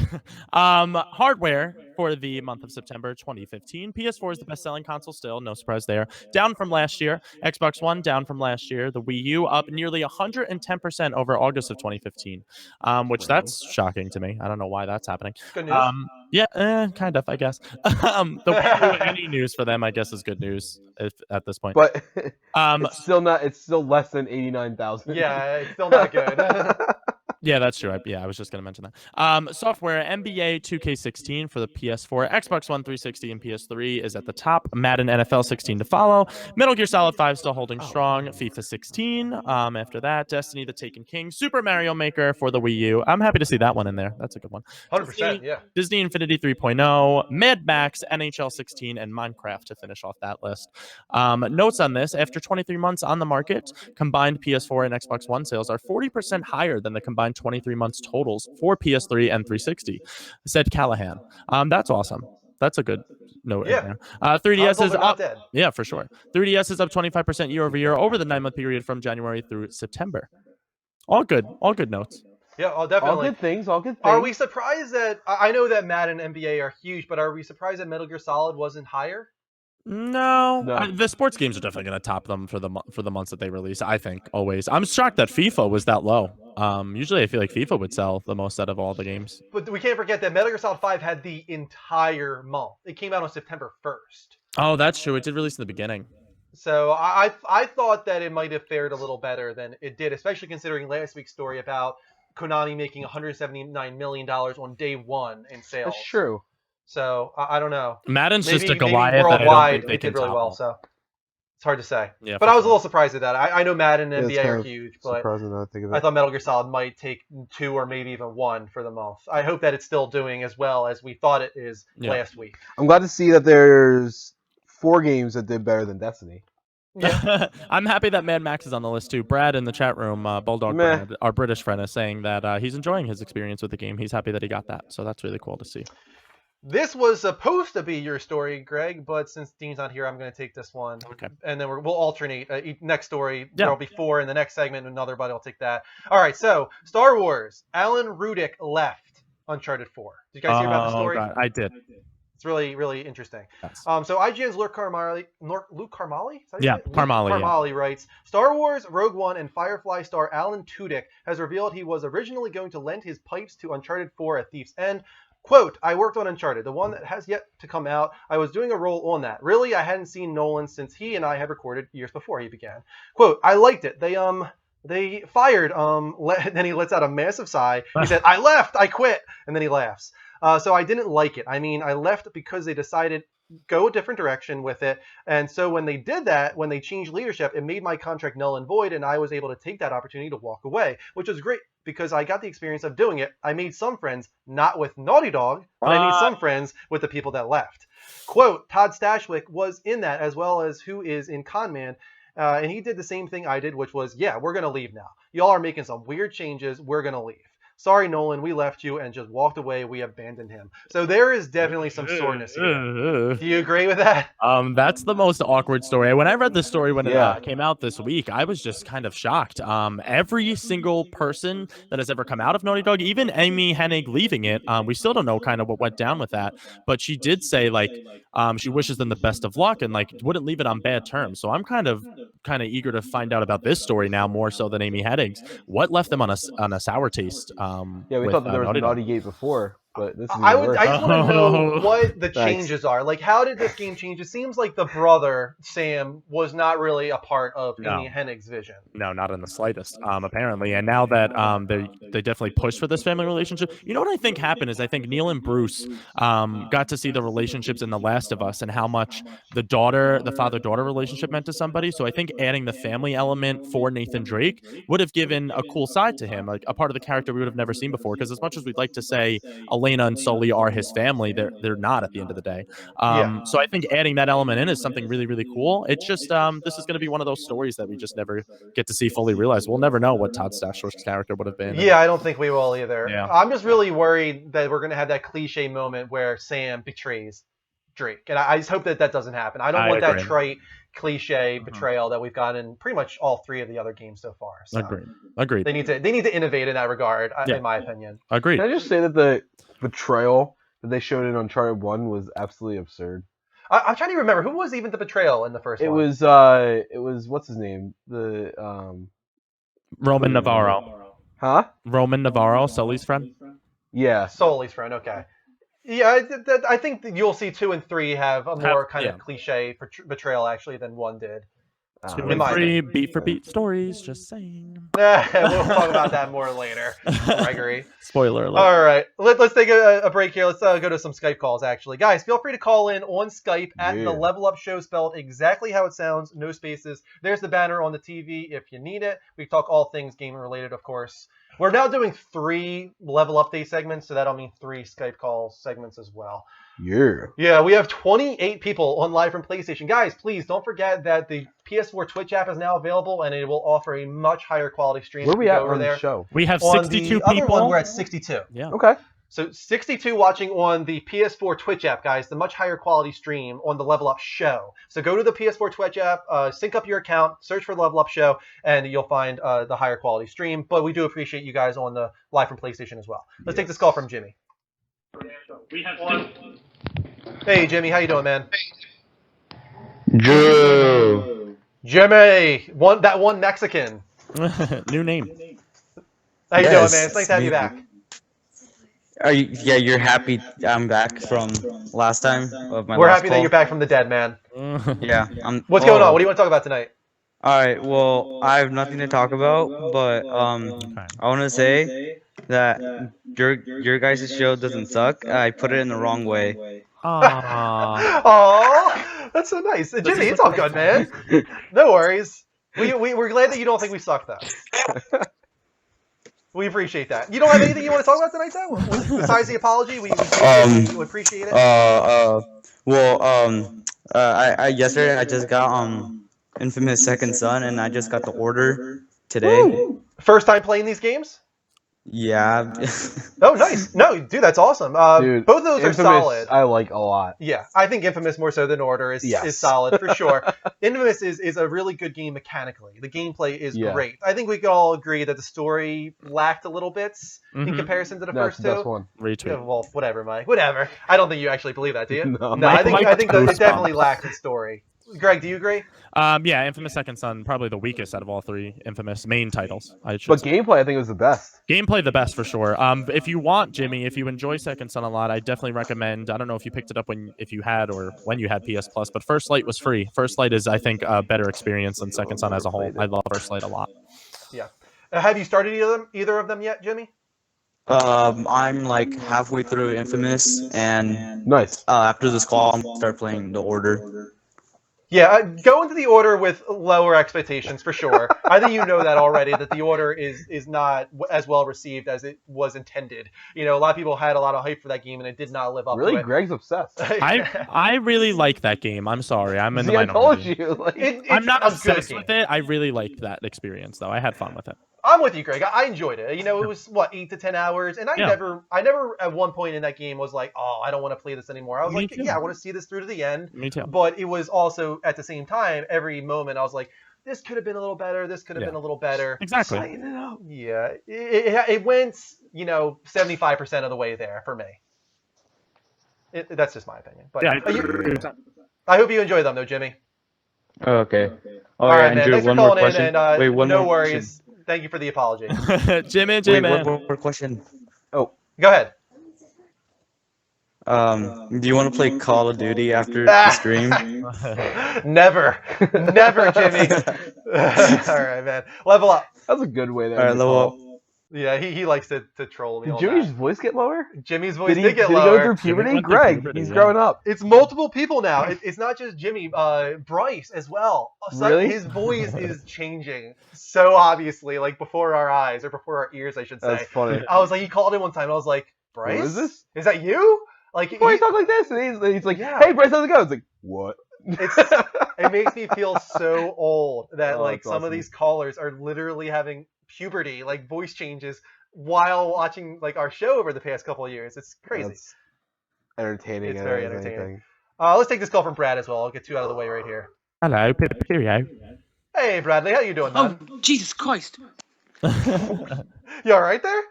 Scared me. You're calling us.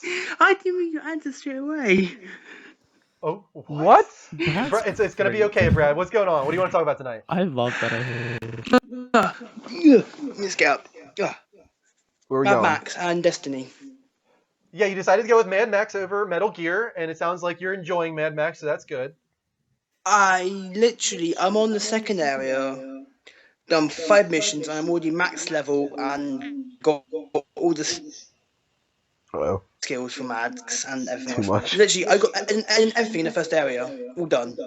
I That's got to awesome. try hard, but I don't care. I love it. It's awesome. That's cool. I know it looks great. I know on our community, guys, we have a PS4 community right now. It's got like 775 members now, which is amazing. A Really? lot of people post images of Mad Max. I heard it looks great. Yeah, visually, it really does look awesome. Like, I find the combat in it is great, but it's really cringy. Like, What do you mean? There's one part where you reverse this guy's come out with a shiv, you reverse it, you break his arm, you hit the crack. As you break his arm, you get the shiv and you just slit his through, and then I'm like, it's very cringy, the breaking of the limbs and stuff. Yeah. Yeah. I don't know if I can. I mean, I'm not really that bothered by it. The combat reminds me of Shadow of Mordor. That just watching it, because Shadow of Mordor was pretty brutal as well, if you guys remember. I haven't played that game yet. Chopping off heads left and right, breaking limbs, like that was pretty brutal. Decapitation was the Mad name Max of the game. reminds me of it in that way. For sure. Plus, Mike, have you done the hard raid yet? I did part of it. I finally found a crew that was able to do it, but they were already partway through. And just from that alone, if you have a good crew, you can do it. You can do it decently. But it's not easy at all. I was on there about 4 or 5 hours straight doing just Gorgoroth. I had the wrong team. Everyone was crap. I was only doing damage. It pissed me off so much, but I finally done it in the end. That's what I care about. This is... Ugh. Yeah. Yeah, I need to do more work into it, but I mean, it is what it best is. weapon to use on Gorgoroth, which I thought, was the Black Spindle. Listen, the best weapon to use in the entire thing is the touch of mouse, but this isn't Destiny 101. This is We should have a talk show dedicated to Destiny. No, I don't want to do Never that. There's other that. people that do that. I don't care. All right. Brad, I'm glad you're enjoying the games, man. It's awesome. All right, man. Level up. Guys. All right, so we are still getting follows, and every single one of them is on the network side. So disappointed. Greg, you know what? I know you're on the network side. Yes. Chat in there, here and there. If you can keep up on just pushing those guys. Yep. I remind them all the that time to Twitch put app, up that PS4 the Twitch app. Mhm. Because that's where the higher quality stream is. Not only that, it's higher quality stream. It's a more active chat room over there. And that is where we're going to have our main channel in a few weeks. We're not even going to be streaming live from PlayStation in a few weeks, guys. We're going to abandon this because of the PS4 Twitch app. So please, just get ahead of that right now. Go to the PlayStation Store, go to the TV video area on your PS4, download the Twitch app, sync up your account, and search for The Level Up Show. Follow us there because these guys followed on twitch.tv/The Level Up Network, which is our side channel. Thank you, though, to Oh Scary One, Big Boss, Bird Boy, Detroit Dolly, Santos Helper, Lynn and Sack, and several more as well. We have like a dozen follows on the network side tonight, and none really on the show side. So please rectify that, guys. And we are going to move back to the level update here. No, we're not. No, we're not. What's No, up we're not. next? Oh, you know what? Gregory. I need to like separate this actually because I would like to do this as like its own thing for YouTube. We're gonna do a trailer breakdown here, guys. So forgive me for kind of doing like an introduction to that. Let me pause this here. And Greg, you need to do some modding over there in network side. I don't have the mod. I forgot. Let me title. do that right now. Yeah. Let me see if I can mod you right now, Greg. Oh, damn, I don't think I have it open. Do I? Yes, I do. All right, hold on one sec, Greg. I'm just trying not to look at it. Yeah, you don't want to. I know. I'm already reading it, but whatever. You're a mod now, Greg. Proud of me. All right, there we go. Okay, so let me do the introduction here. Welcome, level uppers, to a trailer breakdown for one of the greatest trailers. I we cried. had Yes! in a It was very- amazing. How many times have you watched it? I've watched it, I think, 5 times now. That's Me it? too. Yes. Me too. You are holding back, sir. Well, here's the thing. I'm at 5. I want to get to listen to the feedback we got on Batman v Superman. We got a lot of complaints on that video on YouTube. A lot of views, first of all, probably 9,000 views on that now. But a lot of complaints that we talked over the trailer. Do you understand what a trailer breakdown is? So I'm confused by that personally. Why are you coming to somebody else's channel to watch a small version of the trailer while we talk over it when you could just go to the official Star Wars account and watch the trailer there?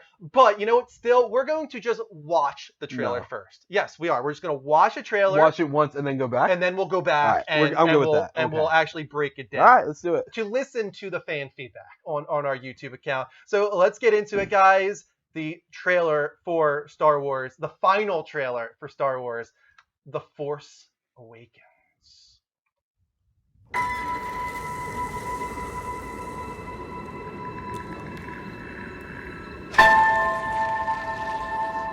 Who are you?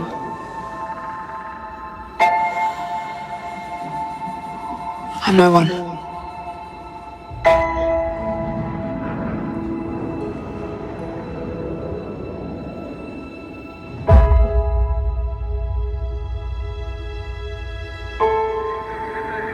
I was raised to do one thing. But I've got nothing to fight for.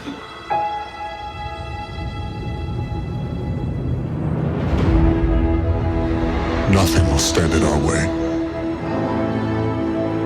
I will finish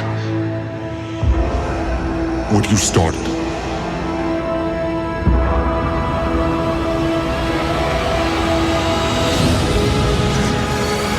There are stories about what happened. It's true. All of it.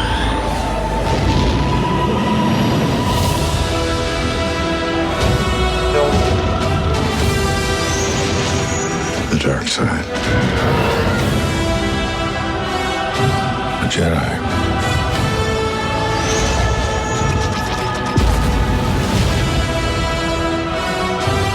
They're real.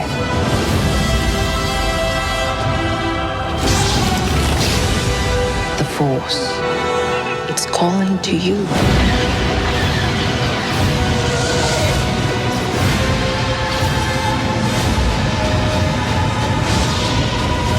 Oh, shit! Just let it in.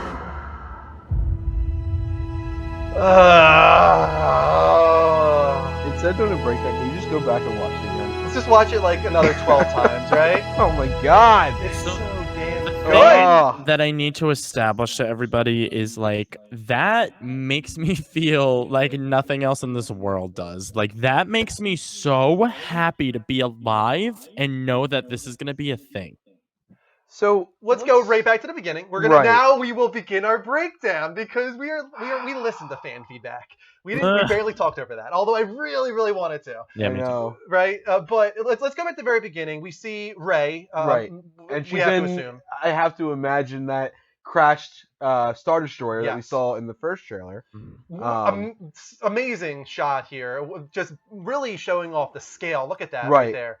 But what I want to know is whose voice do you think that is? I think it's her. She has a different voice than I imagined. No, for but sure. it's someone else asking her. Oh, asking her, "Who are you?" Yeah, who are you? Who do you think that is? Do you think it's anybody substantial, or do you just think it's a plot piece for a The trailer? only character we really haven't seen is the one played by Nyoto. She's an African American actress, and Yeah. she's doing a lot of motion capture for this film. We haven't seen, I think, that character at all yet, or heard the voice for that character. So it's possible. It's that very maybe likely it could be that. her. What do you think, Greg? I was just gonna say the same thing. I know she's being kept a secret for hopefully some good, awesome plot point in the movie, so it could be her. I didn't even think about that too much. There's a lot of things I think people glossed over in the Yeah, trailer. for that- sure. We get another shot here of BB-8, the new main droid, right? This Right. is Can the I new tell? R2D2. Can we just realize that? Can you go back a little bit? Yeah, sure. And see how awesome it is. Guys, keep in mind this is practical effects. That means yeah. that this is a physical thing. That BB-8 droid is literally rolling across the sand as you're watching. It's not Such a CGI. cute design too. It's not just that it's No, awesome from it's a practical effect. so good. I really like the look of her too, of Mhm. Rey. I'll need to rewind it back It there. looks like, what it looks like actually? It looks like young Anakin. Her? Yeah. Look at her right now. Mm-hmm.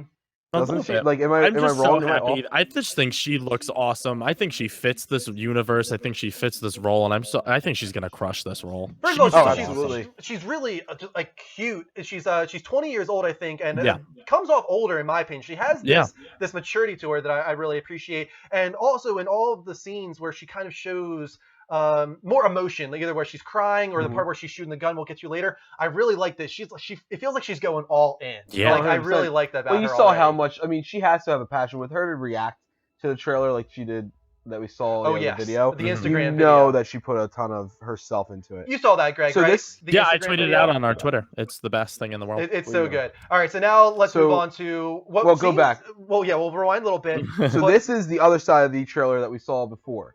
Before we saw it from up there, that point of view, that army of stormtroopers, and now this side we see the back end. Now, and what's funny, Greg, did you ever realize, and there's a lot of people that don't, who do you think stormtroopers are? They're all clones of what's his face, Boba Fett. No. And that's what a lot of people Jango Fett think. actually is. Yeah, one of them. Jango Fett. But Yeah, sorry, most of the excuse me. clones are gone. Yeah. Most of the clones have become defective. They've been around for so long that because of the cloning process, they've died off.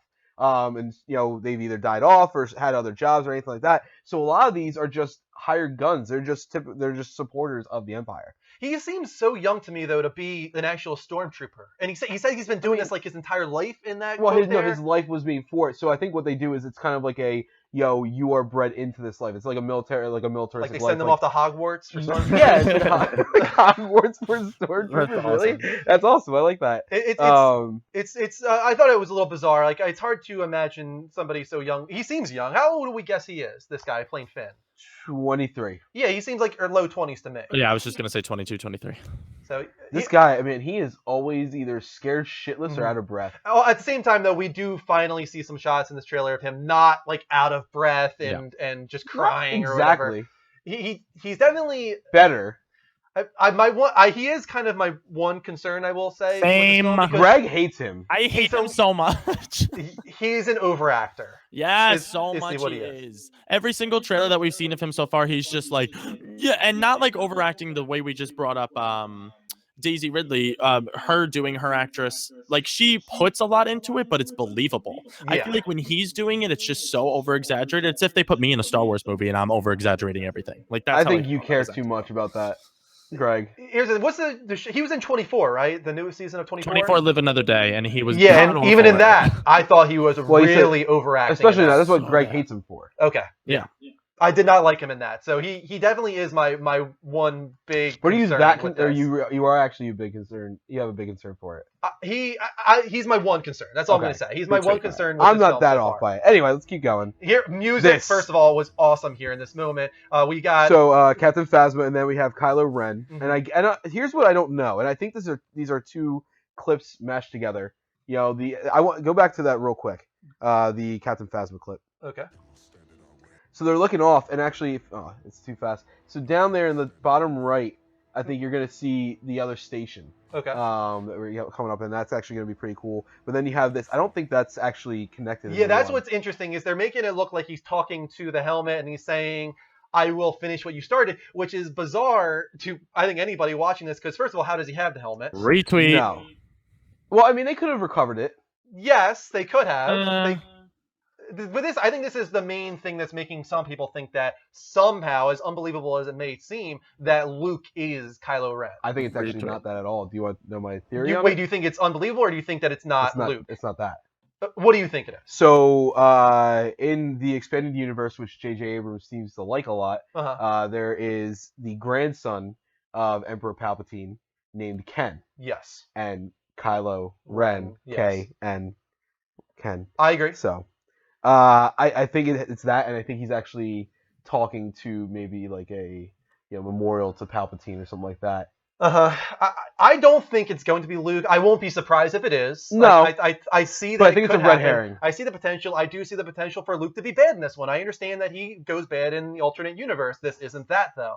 My first inkling from the very, very beginning when I saw Kylo Ren and the characters in general, my first instinct was that Rey is the daughter of Han and Leia, and the brother of Rey, played by Adam Driver, is Kylo Ren, who is also Han and Leia's son. That was immediately my feeling. What about you, Greg? Yeah, I'm thinking that it's Luke, and they're making him the red herring to make it seem like he's bad. But I think Luke is actually like a mole in the Empire, and he's using Kylo Ren as his cover. I don't think so. That's what I think is happening. Only because I can't see Luke going evil, and I think Luke's not on the movie poster at all. That's the thing. That's intentional. The whole thing. And the thing that gets me is like it just sucks that Han and Leia are featured on it, and then he's not. And Kylo Ren's the biggest plot point that we have yet to find out about. I could totally see Drew's theory though. That would be believable for me. Right. I mean, the whole reason behind that too was because it was supposed to be based on the twins, the Jedi Academy twins. And that whole series of books. That was a talk for a long time. And so because there's the sister, where the hell's the brother? And that's why everyone's like, oh, I guess this is going to be the brother. And maybe they were estranged or something happened or anything like that. But I think it might be kind of funny he was talking about it. And I do agree with them that it's going to rub a lot of people a very wrong way if Luke turns out to be like the big bad. Oh, absolutely. And the thing that they said was kind of funny, and I kind of agree with this. It's kind of like so many people named their child after Luke, right? Yeah. It's like, imagine that like all you people name their child after Luke because he's the hero of Star Wars, and now suddenly, guess what? Your child's a little shit now. Yeah, right? now your son is named after the big villain of Star Wars instead. And I don't think they're going to take that into account when they're making this film and writing the script. But at the same time, it's gonna bother a lot of people if this is what happens. So he's doing this like. Was he like pushing memories or sucking memories? Oh, is he torturing through the Force? Is he doing what's it called? Once again, going back to Hogwarts and Harry Potter. Is he doing the mind meld? The torture curse? I have no idea. Crucio. Yep, Is he doing Crucio? God bless us. God bless us. No, but here he seems to be torturing Poe, right? Is that his name? Right. Poe. Yep. I hear he's really underrated, Han Solo, right? Yes. But the music here as well is awesome. You can't Love hear the right now, scene. but they used the love theme with the Millennium Falcon. Is it really true? Cool. What's true? Oh, yes. Han Solo getting a great line there. I would turn that up, actually, because for having not too many lines in this trailer, let's turn it up here. His lines here are so good. What you started. God, I love that voice, though.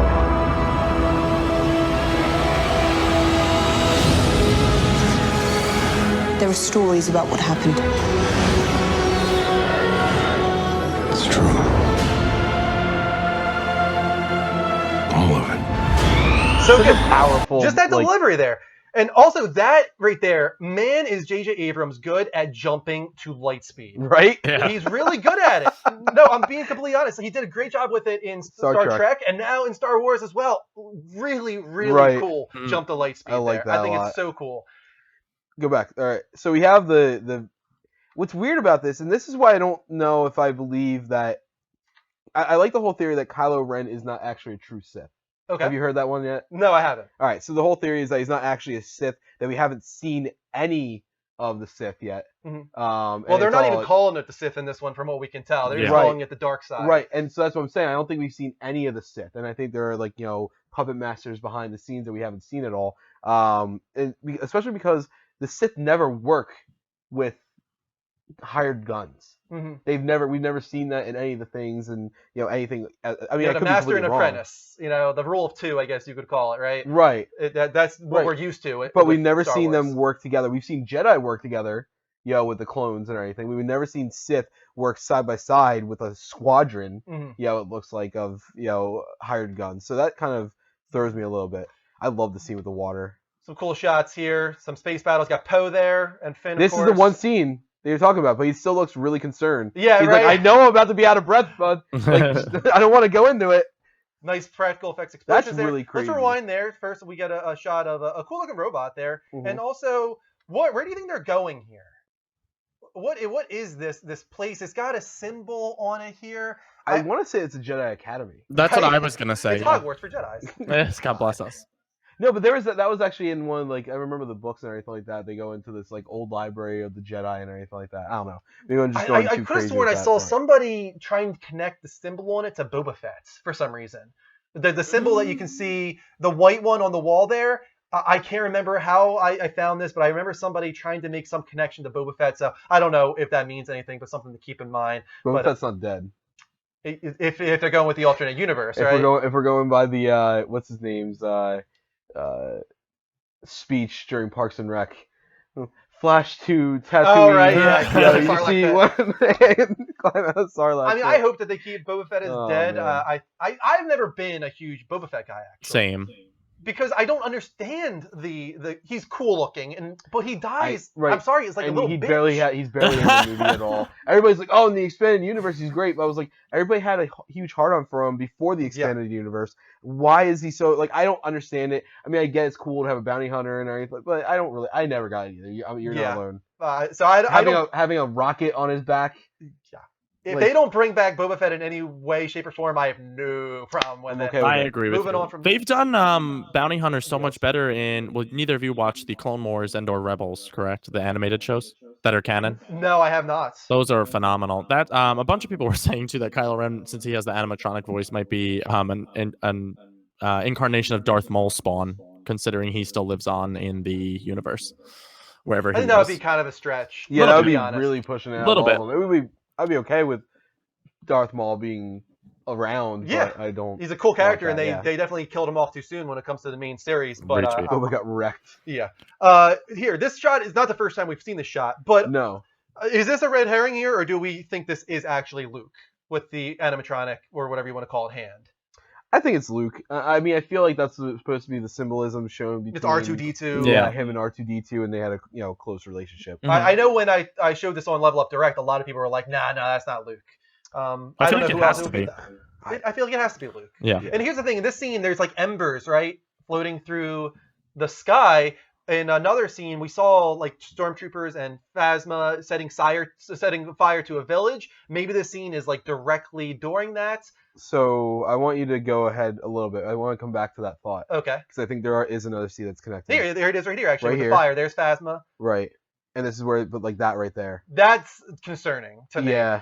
First of all, I wish they didn't put this in the trailer because people are already really focused on it. Mhm. And it kind of looks like Chewie. You can see some hair here. The fur on the right side there. Like, come on. Like, they should not be showing this in the trailer. Yeah, I agree. I Like, still think they're doing a phenomenal job, though. I know, other than like a few things that we can speculate on, I know absolutely nothing about this film. Some people actually think this is Finn here. Um. Well, how would you guys feel about Finn actually dying in this film? Yeah. There is a good side to this movie. No, to be honest with you, not because I dislike. I think it would be a really cool, ballsy thing to do. To introduce this character, to make it seem like he's the new Jedi, and then in the fight scene with Kylo Ren, if we think that is Kylo Ren, he just gets killed right there. Do I any think of us that would be really believe he's ballsy the new and kinda Jedi? cool. I don't.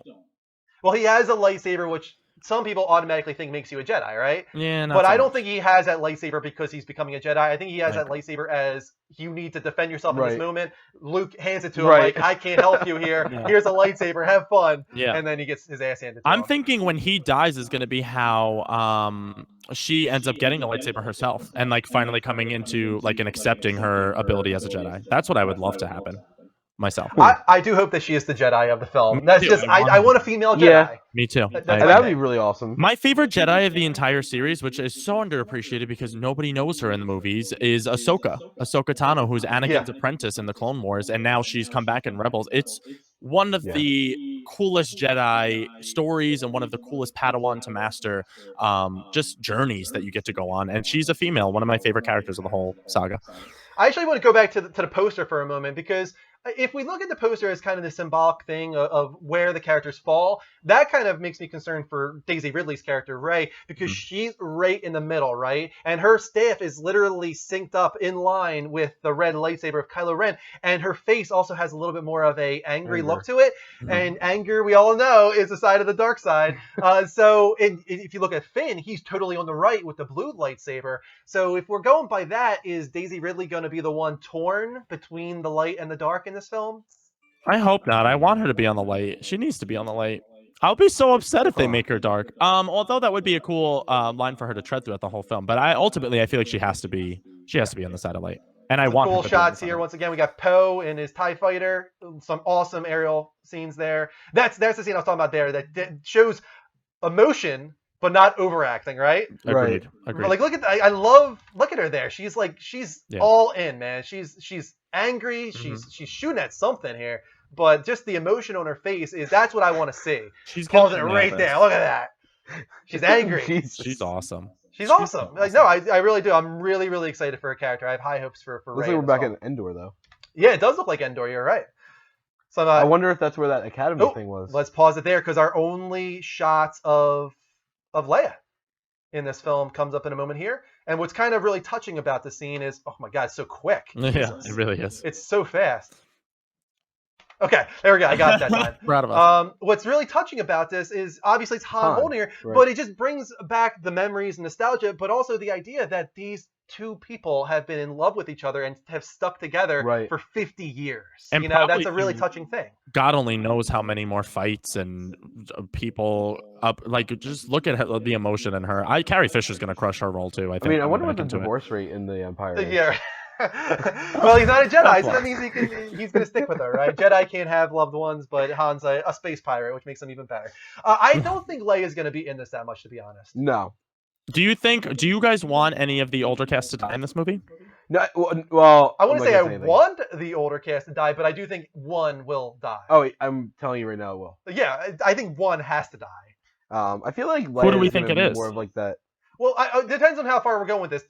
Chewie could die, for instance, and he's considered one of the main cast in the original. And from what we can tell in that trailer during that one scene with Daisy, with Rey, that really looks like Chewie there lying dead on the ground. Which is why I think she's ended up crying. Oh, Rick just stole my thing in the chat room too. He said, "I feel like she's crying because Han told her about Chewie." ... That's literally what I was gonna say. It was like maybe he's coming back from like a battle or something and telling her about poor Chewbacca. See, I'm going to be sad, though, if Han isn't a huge part, if, let's say, Chewie does die. I'm going to be sad if Han's not a huge part of that scene. If it's just, like, Rey with Chewie and Han's not even there, it's going to be like, what?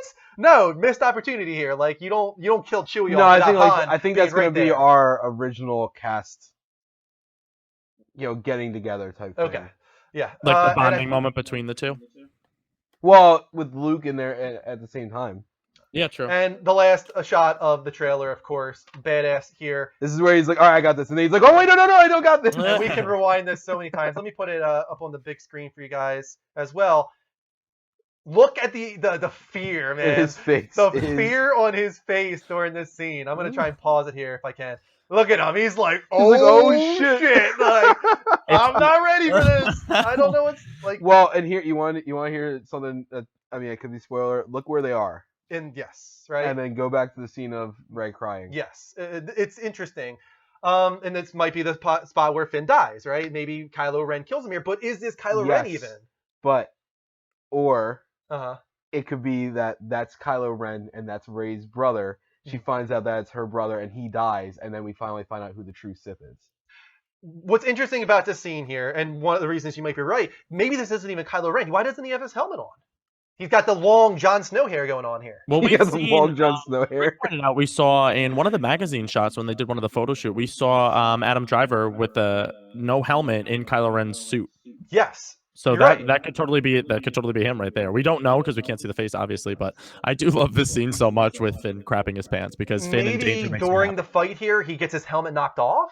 Is that possible? That could be. Maybe Finn gets badass for a minute, and then after he knocks off the helmet, Kylo Ren goes after him and is like, "That's not something you are allowed to do."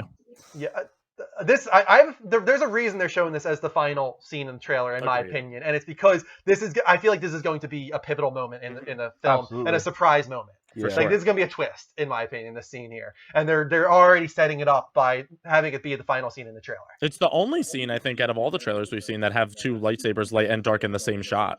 I wish he could pause at the right time, but the moment that he jumps back, the amount of fear that he has in his face. I know. I wish I could zoom in on it too. We should get better controls when it comes to trailer breakdowns. But yeah, December 18th. Who has their tickets? I don't have mine currently, but I'm going to get mine. Really? Yes. I'm You're surprised. gonna have some trouble with that, Greg. I'm not going Yeah. opening night for sure. I can't. I won't be able to. Me and my family are going on vacation, so I won't have. I won't be around for when it I'm actually. going releases. Friday morning at 10 a.m. That's awesome. Did you get good seats? That's why I went Friday morning. Yeah. I could have gone. I took too much time trying to figure out who I was going to go with on Thursday night that I ended up wasting like 10, 20 minutes. By that time, most of the seats I would have wanted were gone, so I just went Friday morning. And that is it. We did a full trailer breakdown of Star Wars: The Force Awakens, the final trailer, unfortunately, which kind of bothers me a little bit. I'm okay with it. We're still 2 months away from this freaking movie, and that's it. But the less I know, I'm happier with. That's what I was just gonna say. I agree with Mike there. I know, like I said, I know nothing about this film, and that's how I want it to be. I want That's really exciting. I agree. There's nothing that we know about this film. All of the stuff that we are all talking about this whole time we broke down the trailer and stuff, it's all speculation. Like none of this has been confirmed. There's rumors going around saying all this stuff is going to be happening, what's going to be taking place, but that's props to the studio, props to everybody that worked on this film. Like this is such a big passion project and just a huge project in general that I think the ability that they've been able to keep this under wraps for this long is phenomenal. Yeah. And hopefully they get great. to keep it going until it I know releases. there are spoilers all over the place online, but I've been having no issue dodging them. Yeah, same. So I'm happy about that. Yeah. But guys, thank you so much for watching this trailer breakdown of Star Wars: The Force Awakens. We'll see you throughout the week with gaming talk shows and game streams. Subscribe, level up. Woo! All right, that's gonna be archived on YouTube, guys. If you missed any part of it, that's why we were separating it as a segment. There. All right, now we can move back to the level updates. So let's get to it here. All right, so next up, rumor Until Dawn is getting virtual reality DLC.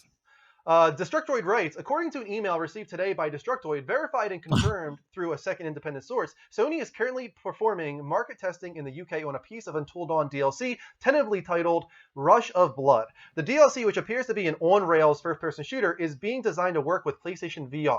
While you get transported around inside a minecart, which is awesome, is very literally an on-rails experience. There are a few scattered jump scares as you expect, but I played the same 20-minute section twice, once with DS4, once with dual move controllers, so I'm hoping the full DLC is a lot more padded out.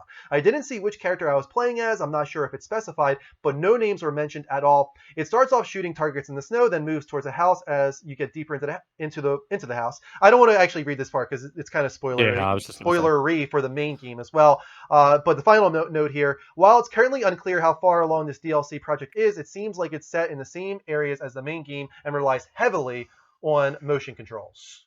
I love this story personally. This would be something that I would want to invest into VR for. I loved my time with Until Dawn. Yes, it was 100%. such a fun, like just random experience, and it was something different. It reminded me, it's being compared to a lot Heavy Rain and Beyond Two Souls, stuff like that. But it was just such a trope and such a, it was like mocking itself in a way. 100%, yeah. And I loved it for doing that. I loved that it didn't take itself seriously, and I would love to experience it in a virtual reality state as me trying to dodge things myself and et cetera with that, while not spoiling anything. It's one of my favorite games this year by far. For sure. I'm not that interested in this DLC if it's just a 20 minutes on-rail shooter. What if it's like $5?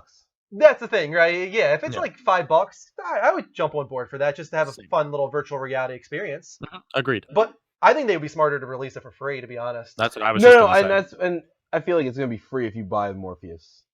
Yeah, I agree. Which is anybody who wants to play this stuff. Right. So I think that would be a good way to just get people to jump on board. Oh, it's got a few things already. Here's a nice little demo for Until Dawn. Right. Here's this, here's that. Here's No Man's Sky. I think that would be a way to get people to jump on the Project Morpheus.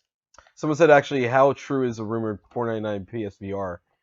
I haven't heard $4.99. I mean, here's the thing. The only thing that I know that would be based off of is that it's going to be priced the same point as a gaming console. Mm-hmm. But that is an extremely vague figure. It could be a $200 price point like the Vita. It could be a $250, $300 price point like the Wii U. Mm-hmm. It could be a $400 price point. It could be a $5. Yeah. I mean, there's so many different price points that they can mean. I would not expect $4.99. That's too high. That's It won't be that dead in the high. water. Yeah. Right there.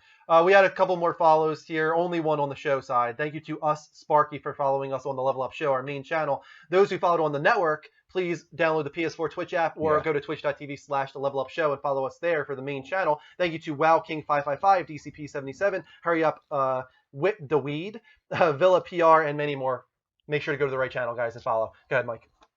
So I posted this story a couple times as soon as I found it on Kotaku, and I was really pleased with that. Did you actually read the whole thing, the story? No, I haven't. All right, it was good. It actually gave you, so people that were a little confused by it, Destiny's story was completely retooled and not at all what they originally envisioned. Surprise, we all kind of knew that. But you choose the IGN version. So IGN wrote up a summary. It's shorter. Of it. It's shorter? Yeah. All right, so they wrote up a summary of it. But essentially, Destiny's story originally revolved around players and their hunt for Rasputin, who at the time was an individual character, but is now the Warmind found in the Cosmodrome. According to a report by Kotaku, Pregnant pause. that story was scrapped in 2013 and completely retooled using assets already in the game. Bungie ditched everything that had been written by former cinematic director Joe Staten and his team, according to the report. That meant everything needed to be reworked, as Bungie scrapped plot threads, overhauled characters, and rewrote most of the dialogue for the game. The game's original plot was condensed into a cinematic supercut, which was shown at Bungie leadership. According to Kotaku, the plot revolved around the alien hive kidnapping Rasputin and taking him to their Dreadnought spaceship, something which was moved to the Taken King. Originally, this hive ship would have been part of the main story. The report states saying that the last third of the game took place entirely on the Dreadnought. However, studio leaders felt the story was too campy and linear, scrapped it, and started again from scratch. Parts of the game that already existed needed to be reworked to fit into the new story. Many elements of the final game were much larger parts than of the original story. The Trials of Osiris guide reference Osiris, who originally served as a guide for players. Osiris' robotic guide was also scrapped and retooled, and according to Kotaku, eventually became the Stranger. Other parts of the game were reused and retooled for Taken King, and the piece that was originally planned for the Taken King expansion was given to High Moon Studios to be a part of the next sequel, which will launch in 2016. There's a lot more that went on to that. Yeah. That is a very, very blatant, a very quick overview of it. But what's funny is it's not a long story that it doesn't need to be long. The whole thing on Kotaku, and Rick and Puss, they'll back me up on it, was 100% worth reading because it was good to get an insight on it. Basically, Joe Staten, he came up with a story. He showed it to a bunch of people. He didn't say by name, but it was later revealed, he himself, but other people revealed that execs in the room, mostly the Activision execs, didn't feel that there was enough to sustain a full story for a game that was going to expand a couple years, including all the DLC that they wanted to do. Mm-hmm. So they had to go out to all these different things, and so they scrapped it from the beginning. He was pissed that they scrapped it, didn't do what they wanted, so he left. Mm-hmm. There was a ton of stuff that went on, but Rasputin, who is that robotic voice that you hear in the game, was physically a character, and he's actually a character in a screenshot they showed in an early picture release of the game, so he's gone. The Osiris guy was supposed to be the Stranger. There was another person. Oh, and Rasputin was actually supposed to be kind of like Cade is now, who is the witty Nathan. Is it Nathan Fillion? Yeah. I think. Who's the? Yeah. It's Nolan North is doing the robot, right? Nolan North is doing the robot. Doing the. Okay, so yeah, Nathan Fillion's character. It's supposed to be. So there's so much to it. They were supposed to go with different way of DLC completely. There was actually still a couple areas on Earth that were supposed to be in there. There was supposed to be another place on Neptune, I think, that was supposed to be in the game. There was like so much. It's crazy how much was scrapped. I don't want to go into it too much because I can literally talk about the whole thing. That's why we put the condensed one in there. But there was so much that was scrapped and worked last minute. But the nice thing about it was kind of like oh shit, we messed up. And towards the end, they met with the guys from Diablo, from the Blizzard team that made Diablo, and they were like, oh, okay, hey, listen, by the way, this is what we did. People hated us for it. This is what we've done, and now we're killing it. We have player retention like crazy, like no other game. This is what we did to get there. And then Bungie was like, all right, we're going to listen. So cool. They're looking like they're making a turnaround. Lolo Lucky followed us on the correct channel, the Level Up you. Show. Thank you so much for watching us on the PS4 Twitch app, probably, and following us there. Keep that up, guys. Go to the PS4 Twitch app and follow us. Let's reveal the poll results since we're about to open up a new poll in a moment. The question was, where will Kojima end up? Because the non-compete is ending in December, supposedly. And you guys voted saying that Kojima will end up at Sony. Yeah. And it was pretty overwhelming. Yeah, there was a majority. lot of people, like very little people. Someone actually voted for Nintendo. A few, yeah, a couple. Why? But yeah, there's a lot more that people have said for Sony than I thought. And I don't know if that's pipe dream thinking or actually legit thinking, but I don't know. It's going to be an interesting year to find out what he's doing. Greg, why don't you take the next story on PS Vita development? Oh god, this one makes me so sad. I love how I get the most depressing story of the night. I'm sorry, Greg. Sony confirms it has halted PS Vita development, ladies and gentlemen. IGN's Luke Carmali writes, Sony has confirmed its first-party studios are no longer working on PS Vita titles. Sony Computer Entertainment SVP Masue Ito told 4Gamers via DualShockers that from here on out, all attention has been switched to PS4. Currently, first-party studios have no titles in development for PS Vita, he said. Since third parties are working very hard on PS Vita, SCE's own strategy is to focus on PS4, which is a new platform. At the beginning, the PS Vita did not resonate with age targets under 20, but now the situation is changing and the popularity with younger demographics is increasing. Minecraft PS Vita Edition has proved a boost. In addition to that, a variety of third-party games is also planned for the future, and in order to further accelerate that flow, we decided to release new colors for the PS Vita this fall.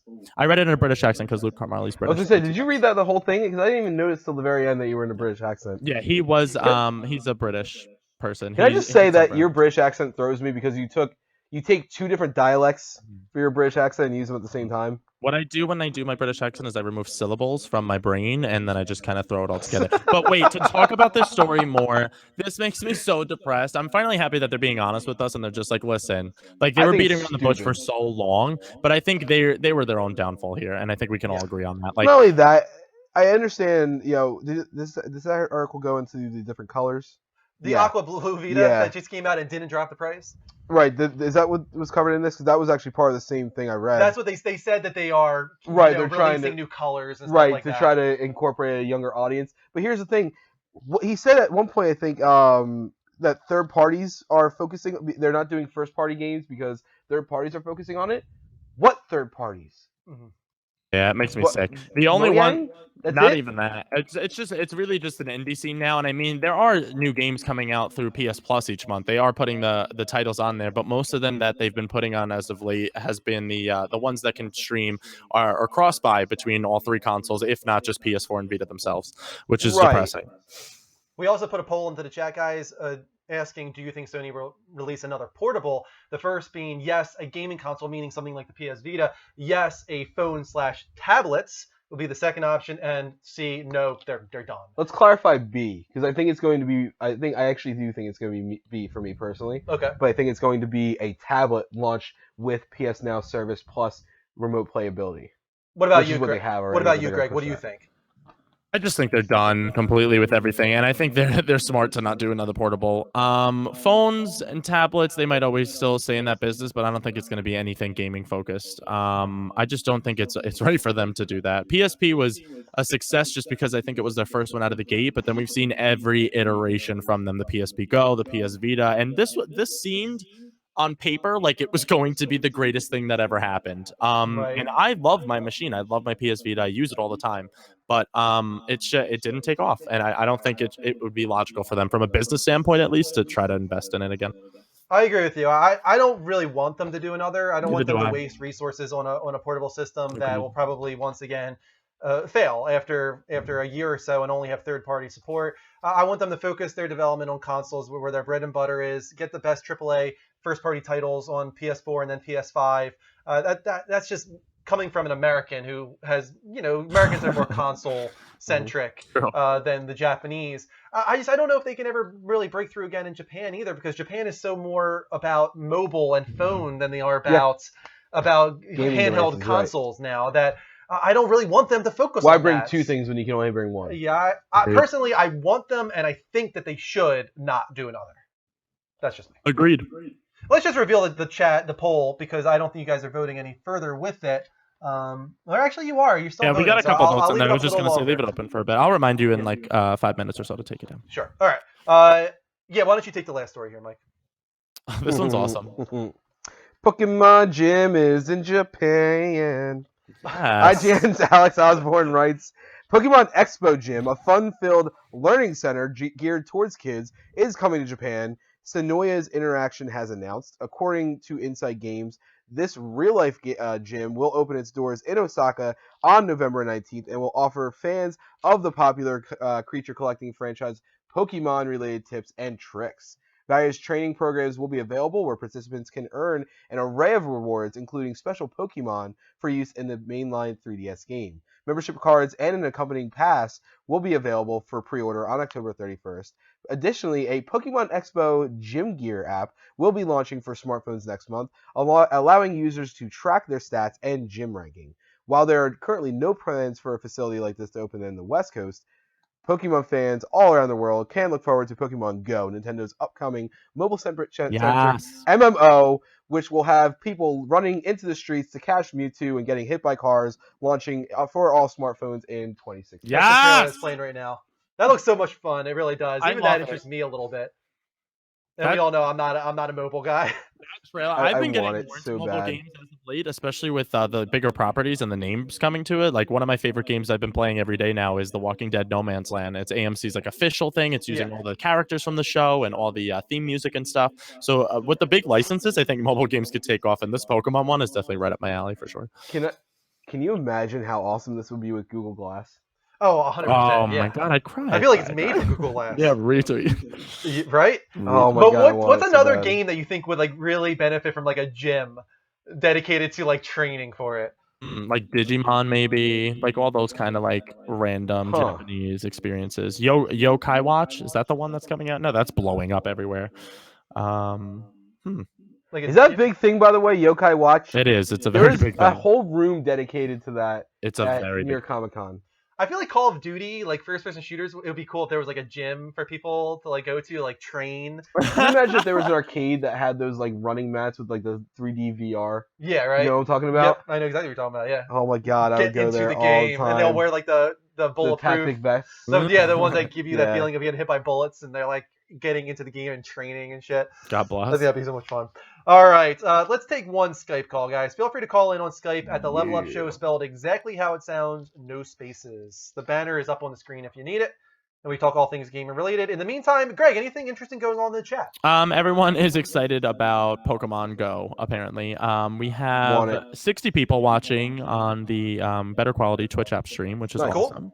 I'll tell you right now, that's like the Pokemon Go app is even reaching the attention of people that don't play games very much. Like my cousin, who has played a couple games in her lifetime, you know, and that's it. As soon as I told her about this, she was like, "No way, no fucking way!" And she lost her shit. A lot of like kids like I grew up with that kind of fell off video games. My whole Facebook timeline was just people like, "Oh my god, this could finally get me to play a video game again!" Like, holy crap, like Pikachu's coming back in a big way.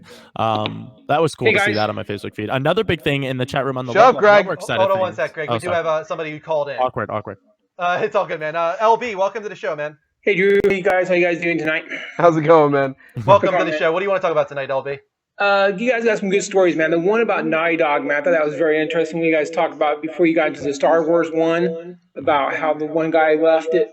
And it's very interesting because if you look back at the original trilogy that was on PS3, I thought Uncharted 2 was by far the best one. Yes! And if you look at who was the main director of that and who was the main group, that was the boys that did The Last of Us.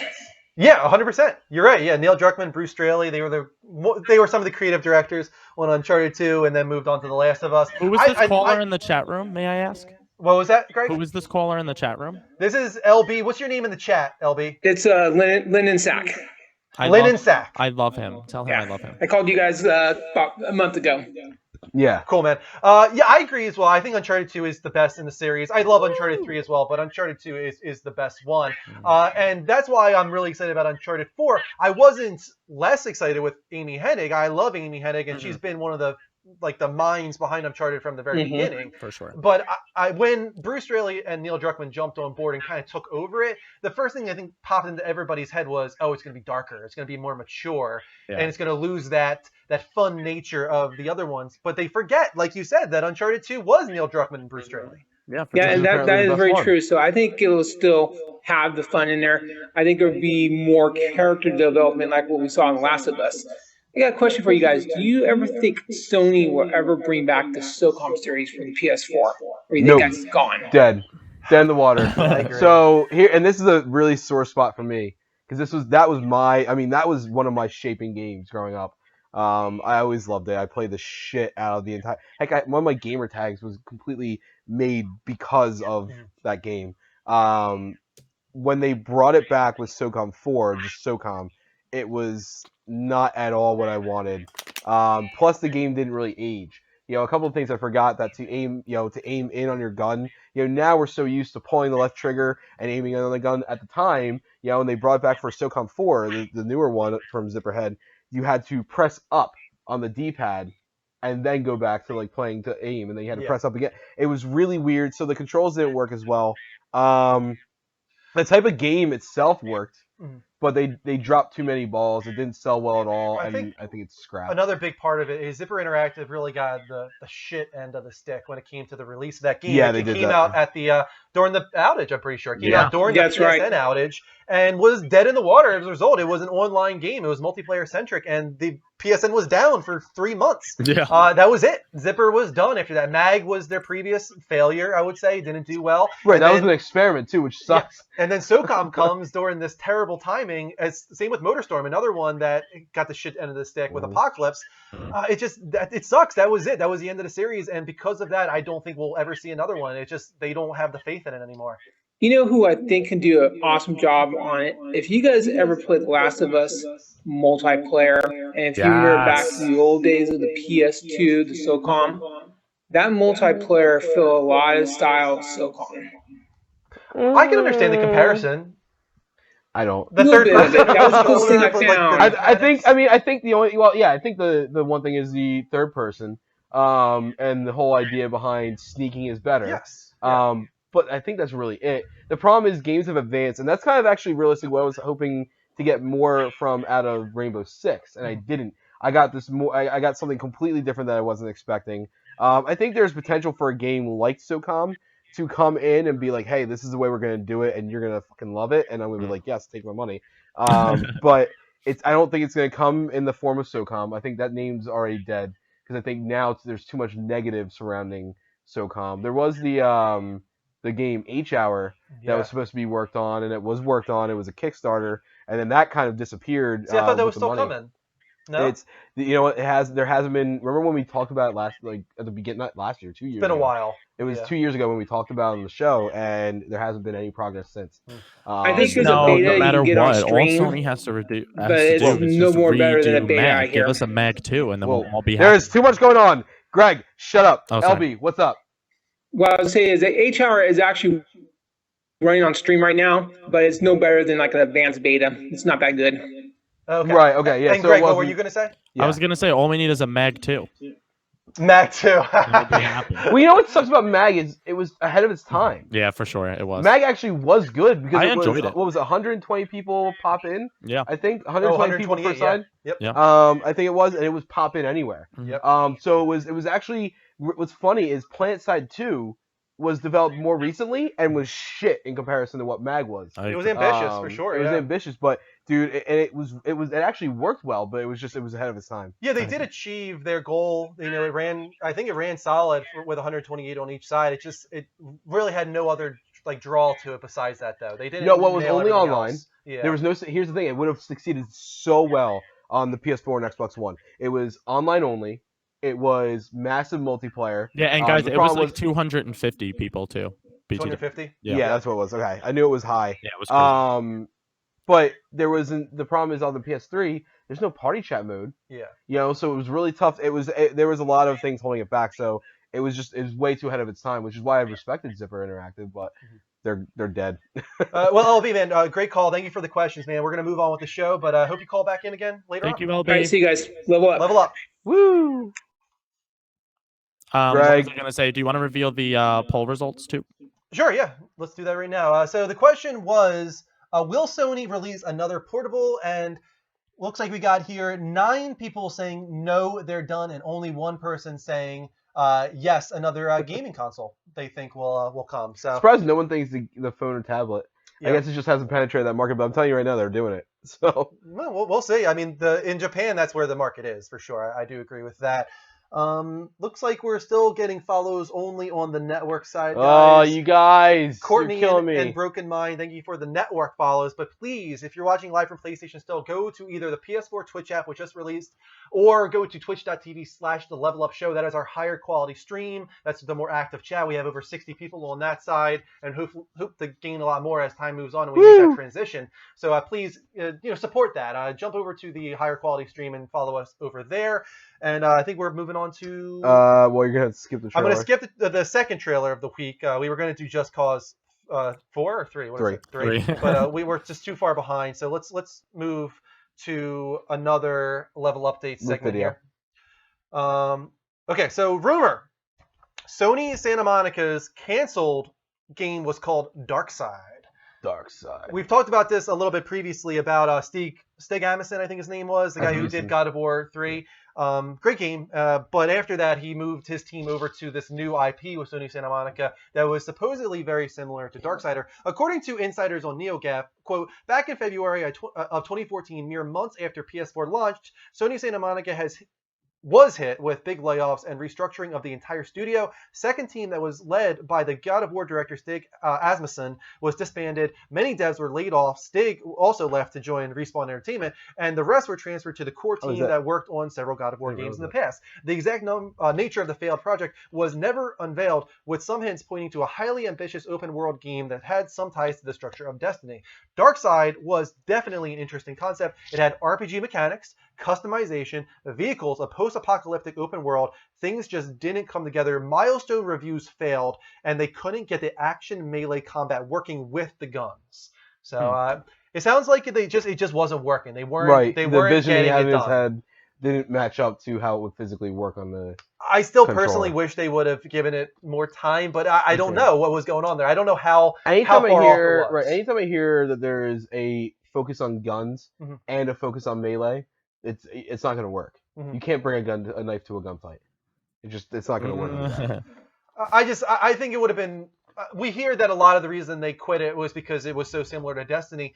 But I mean, considering how Destiny turned out and it wasn't near what the original promise was, maybe this Darkside would have been close to that original promise, right? So that's what's kind of is disappointing about it, is that maybe it would have been what Destiny promised to be in the beginning. This wasn't that game. Huh? What, Darkside? Yeah. Darkside was the game that was compared to Destiny. The one that was it? Yeah. It was the one that was supposedly canceled because it was really similar to Destiny and was also... Oh, I thought that was somebody else's studio that did that. That was Sony Santa Monica. Huh. Go ahead, you're up.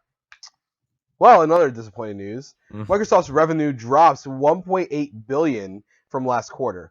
IGN's Seth Macy writes, Microsoft revealed its financial results for the first quarter of the 2016 fiscal year, which has already started, and the company saw a loss of $1.8 billion from the results of the last quarter. The company reported revenue of $20.4 billion for Q1 2016 compared to $22.2 billion previously.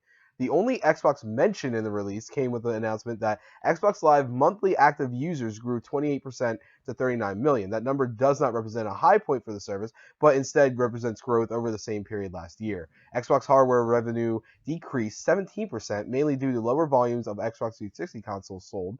Video games revenue grew 66%, driven by sales of Minecraft. Last quarter, the Xbox division remained a shining beacon for Microsoft, showing revenue growth 27%. Its chief console competitor, Sony's PS4, continued to lead the sales charts. The interesting thing about this is after this story came out, Microsoft responded to some comments and questions about why were numbers, like specific numbers, not included in the quarterly results, which they always have done. There's always the numbers of shipped consoles. This is the first time that didn't happen. And they said moving forward, they will not be sharing ship numbers. They will only be sharing user usage. They said the Xbox Live monthly active users. Yes. Is what they're going to show. They're saying that's more important now. We want to know how active the viewers are. Or there's the reason to focus on that. That's a good reason to focus because it shows a following. It shows a dedicated following. Yeah. You can buy a system one time and never use it. Or only use it for Netflix. That doesn't do Microsoft very much good. But if you're paying them, what is it, $8 a month or $7 a month or whatever it is now, or if you're paying for, whatever it is, as long as they have active live users, that actually means more to them. It makes them more money. Shows a dedicated following. But on the other side of it, why not both? It screams that they are scared. Yes. They're trying to hide away what we have to assume are poor numbers. I wish that there was something where someone said, "Hey, why are you trying to hide the numbers?" and then responding. I can only imagine they haven't responded. What do you think, Greg? I agree with you 100%. I was just going to say the same thing. I feel like they're hiding all the nonsensical information. But everyone keeps saying in the chat room, everyone's behind Microsoft, and everyone keeps thinking that they're going to jump ahead with their holiday season coming up. I think they're going to do just fine this holiday. Yeah. I mean, you posted it first, and then it was revealed everywhere. That console bundle, me and Puss are going to be like fighting each other to try to grab one. He's just mentioned that. Huh? So funny. He just mentioned that in the room as you said. Yeah, dude. Me and him. I'm gonna. I mean, if he has the in it cart, I'm gonna hack his system and take it from him. I mean, honestly, I think that Xbox is going to do just fine this holiday. I think that they're going to do great like they did last holiday. But if they do beat PS4 in the US, it's going to be, once again, like last year, by a minuscule amount. Oh, it's not going to be by a ton. Yeah, but it's going to be by enough. Minuscule. The only thing I think the only reason I think Sony's going to be as competitive as they are, because I think the deals you're going to get for Xbox is going to be better. But because Sony's affiliation with Battlefront, with Call of Duty, all these things that they have partnerships with now, I think that's what's really going to pull them ahead. For sure. I think still, if I'm going to guess right now, I still think PS4 is going to be the better selling console this holiday. I'm 50-50. I think it could go either way, but I really do think that Battlefront commercial is going to kill. $400 for an Xbox One with Gears of War, with an extra controller, with Fallout 4. Yeah. They're not going to be the only company doing that. Isn't that the $299 bundle? Yeah, that's why I said $300. Oh, I thought you said $400. Yeah, well, that's the thing. We don't know what PS4 is doing yet. We have to wait and see. Right. We know that they have the Battlefront bundle, I think, for $349. Yes. With the game, but I wonder if that's just a bundle in general. That's not their Black Friday doorbuster. Right. Yeah. The deal you're talking about is a Dell doorbuster. Right. So we but have to find out what the I can't doorbuster imagine is they're going to be the only company doing something like that. Imagine a Nathan Drake collection, Last of Us remastered bundle, the Naughty Dog bundle. That would be phenomenal. They have one. That would be they have the Uncharted one. They don't. I don't think Last but of not Us is together. Oh, with Last of Us, no. Yeah, the Naughty The Dog Last bundle. of Us you can get for like $15 now. Yeah, which That is doesn't just mean that's a anything. crime if you haven't played that. Go do yourself a favor. Yeah. Is there one more story? I think There's two more. There's two more stories. Okay. The last one we don't really need. Greg, why don't you take the Harmonix story here? Okay, perfect. Harmonix gets caught posting Amazon reviews for Guitar Hero Live. They just couldn't get ahead of Rock Band, ladies and gents. Kotaku writes, in the cutthroat music industry, you've got to do anything you can to stay ahead of the curve. So it is with the plastic music industry too. Perhaps that's why Harmonix employees have been posting a whole bunch of positive Amazon reviews for their own game. Rock Band 4 is discovered by Redditors last night. Loving this game, wrote one Harmonix staffer. It brings back the core Rock Band gameplay experience we all know and love. Some of them are hilarious to read with the knowledge that they've rewritten by Harmonix employees, like this gem. A quote, I'm excited that Harmonix is committed to the game as a platform and can't wait to see what the team adds to the game in the months to come, end quote. This is literally written by them. I love this. Harmonix sends us a statement about the whole snafu. Harmonix has clarified its internal policy about posting reviews of our own products on retail sites, and we've asked that existing reviews be edited to identify Harmonix employees or be removed entirely. While we believe the reviews posted by a few employees were sincere and without ill intentions, as a studio, we don't believe these are appropriate actions. We appreciate the feedback from the community and take our relationship with our fans seriously. Wasn't that written about Rock Band, BT Dubs? Wasn't that written about Rock Band? Yeah, it was about Rock Band, right? Was it not about Guitar Hero?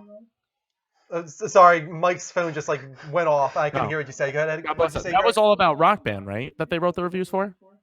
That was Guitar Hero Live. It was Guitar Hero. Okay, I just wanted to double check because people in the chat room were asking, so I just wanted to make sure we were right. Yeah, I mean, as far as my knowledge goes, I'm pretty sure that was Guitar Hero Live. Yeah. And Activision. I mean, I could be wrong on that. No, But Harmonix is Guitar Hero. Okay. But yeah, I'm curious. We put it in the chat. Do you guys think this is wrong? I'm kind of curious. Yes, you think it's disingenuous? No, if those people are sincere that are writing the reviews? Or what was the last comment? I can't remember. Nothing wrong with it. Or do you think there's nothing wrong with it entirely? Either way, do you think there's just nothing wrong with it at all? I'm curious. What do you think, Greg? Do you think this is wrong? I think this is 150% wrong. Who does this? That's like me. Like, it's one thing to write it on social media, but you Yeah. can't put this on a product review. That's so messed up. That's like me making dinner and being like, that is the greatest thing of all time. Nobody else can ever compare to that. Like, that's what essentially what I Right, do. like, But do you think if there was a disclaimer saying like Yes. I am a Harmonix employee, Yeah. that it would make it okay? That actually brings up what I was about to say, is that if you are given a product to review, you actually have to disclose that you were given a product for free. Yeah. If you work on the product, you probably should say that you had some involvement in this game. retweet on this? Some of those in particular are really Like the one is like disingenuous. the one it says it brings back the core Rock Band gameplay. Oh no, it was Rock Band. Oh, it's Rock Band. Yeah, okay. sorry. It says it brings back the core Rock Band gameplay experience we all know and love. I'm okay with this. And then the other one, I think it was more. Oh, you didn't have it on here. There was another one that was like more ridiculous. It was kind of like this is the best game. This is the best like. It brings back everything we knew and love about Rock Band. Right, something like that. Yeah, stuff Yeah, like it was that. just basically saying like we haven't. Oh no, I can't wait to see what this team does. It just comes Like- off as it's shady. It's really it's very shady. shady. And is it what was, is. just to clarify on the story, I thought it was Rock Band 4, Yes. not Guitar Hero Live. You're right. It is Rock Band. Just to clarify on that. As said, the guy actually even says it in there in one of his reviews. Yeah. that- My bad. yeah, it's all good. Same thing. No. Greg, why don't you take the last story too, real Just quick? yeah. The PlayStation Store now has a wish list feature, ladies and gentlemen. This is actually pretty awesome. IGN's Vicky Blake writes, you can now create a wish list on the PlayStation Store. Available on the PlayStation website and mobile app, the feature, which currently cannot be accessed via your PlayStation 3 or PlayStation 4 consoles, permits you to select games from across the online store and save them to a wish list that you can choose to share with your friends. The option to add wallet funds, which used to be available in that same place on the site, has now been relocated to the drop-down menu that pops up when you hover over your username. This is phenomenal. I'm kind of stoked about this. This is kind of like, I feel like something that should have been there at launch, but it wasn't. And I really think that it's a cool feature too to share it with your friends, kind of like Spotify and playlists, and that sort of dynamic, which I think is awesome. Do you think this is leading to gifting? That's what I was stuff just to your going to ask friends? you guys, actually. Yeah, I totally see it going that route. It makes sense. If you have a Yeah. wish list, I understand it's useful if you want to just remember games that might be something you want later on, but you can't get it at the moment. But at the same time, I hope this wish list, like Steam, allows Sony to monitor which games that you want and to alert you when those games have deals. That would be really cool. But the other side is that if I can look at somebody else's wish list, that'll inform me, oh, maybe I can gift this person that game come holiday time. So maybe the PlayStation Store will add that functionality as well, which would That be would really be awesome. phenomenal. Yeah. So it's a nice addition. It's small, but maybe it's going to lead to even more in the For future. sure. Yeah. And that is it. That is it for the level update. Let's take one more Skype call before moving on to On the Spot and all that good stuff. I just want to point out while we're getting ready to take a Skype call too, guys, I've been putting in the Level Up Network side of the chat room that you can download the Twitch app off your PlayStation 4 to watch the better quality stream. You can see me as not the voice of God. I'm an actual human being that they have me up on video on the better quality stream. Drew has worked many of hours and put in endless nights to make it beautiful for you guys. So go there, appreciate it. Heart us on there if you don't already follow us. And also, I just want to clarify, we're not going anywhere. We're just shutting down the network side of things. But the show itself is not ending. You can just see us through Twitch. You can go to the link on your PC or download the Twitch app and see it there. Hey, another follow on the correct side. Yay. Thank you to Nike26209. We also had a follow on the network side. If you would please go over to the show side and follow us there. Moha Do59 and Courtney 00074. Please go to twitch.tv/The Level Up Show and follow us there. Do it on the Twitch app. Just download the Twitch app. Yep. Go on there on the PS4. You don't have to worry about leaving your TV or anything like that. Just do it right on the same console. And we still will go on the Live from PlayStation app for a few more For a weeks few until weeks, we yeah. know for sure that everybody can get the PS4 Twitch app, because that's still not available in certain territories. So we will wait for sure, guys. We won't abandon you. And Skype lines are open, guys. If you want to call in right now, do it at the Level Up Show, spelled exactly how it sounds, no spaces. Greg, any interesting comments in the chat? A lot of people were talking about earlier on, this was like a minute or so ago, PlayStation VR and what would be the perfect price point for them. A lot of people were saying, I haven't heard this rumor myself, but the $499 bundle. A lot of people are saying if they were to sell PlayStation VR with 2 Move controllers at $499, that would sell them on it, which is kind of astronomically Really? insane to me. No, That's Move expensive. controllers aren't that expensive anymore. You can get a Move controller for for $20. That's what I So keep you're- saying. So my argument to everybody in that side of the chat room, this is on the Level Up Network side of things. In that side of the chat room, I was kind of arguing back and saying I think underneath the value of the PlayStation 4 console itself would be the selling point. And I think at $200, with like a big launch game, the Move controllers, and PlayStation VR itself would be a perfect bundle. $200 is a, I'm not gonna lie, that's a dumb hope. You think so? Absolutely. If you have a hope for this thing to be less than $250, which is at that point already a stretch. I don't know, man. I could totally see you eating crow on this one. It's Yeah? not. Did you say eating crow? Yeah. That's so obscure. I I don't hate it, but it's so obscure. I love tonight. Sony they have surprised people before when it comes to price point, and they are definitely willing to take a big loss when it comes to becoming synonymous with certain technology or become a market leader in certain thing. I could see this thing costing Sony $300 plus, maybe even $350 to produce, but selling it for $200 because they are that willing to break through. I don't think it's gonna be $200. I think $250 is the lowest price they're gonna put with this, especially with what Greg said. Greg said with the game and Move controllers and like everything, the whole shebang. Like, no, that's not. Let's take this call from Traden, I think is the name. This is Braden. Braden, welcome to the show. Traden. Thanks. How you doing, man? I'm good. How about you? Doing great. What do you want to talk about tonight? All right. I think the new Star Wars looks pretty good. But here's the thing. I've never seen any Star Wars movies. Wow. Yeah. What?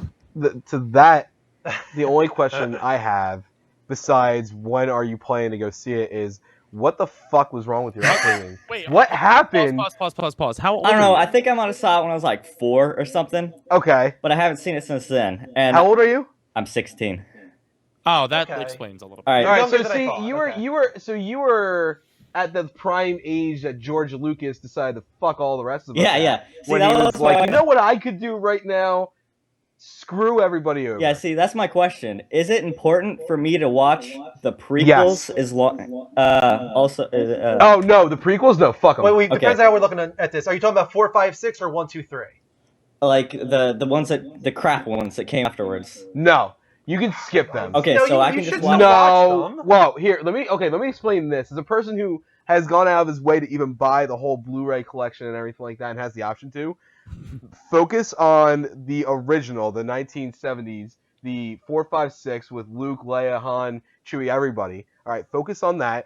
But if you have the time and the desire, you can do it. I would personally do it. Watch 4, 5, and 6, and then watch the prequel trilogy. Okay, but it's important to watch the prequels before Not I for see this. the new No, movie. It's gonna have.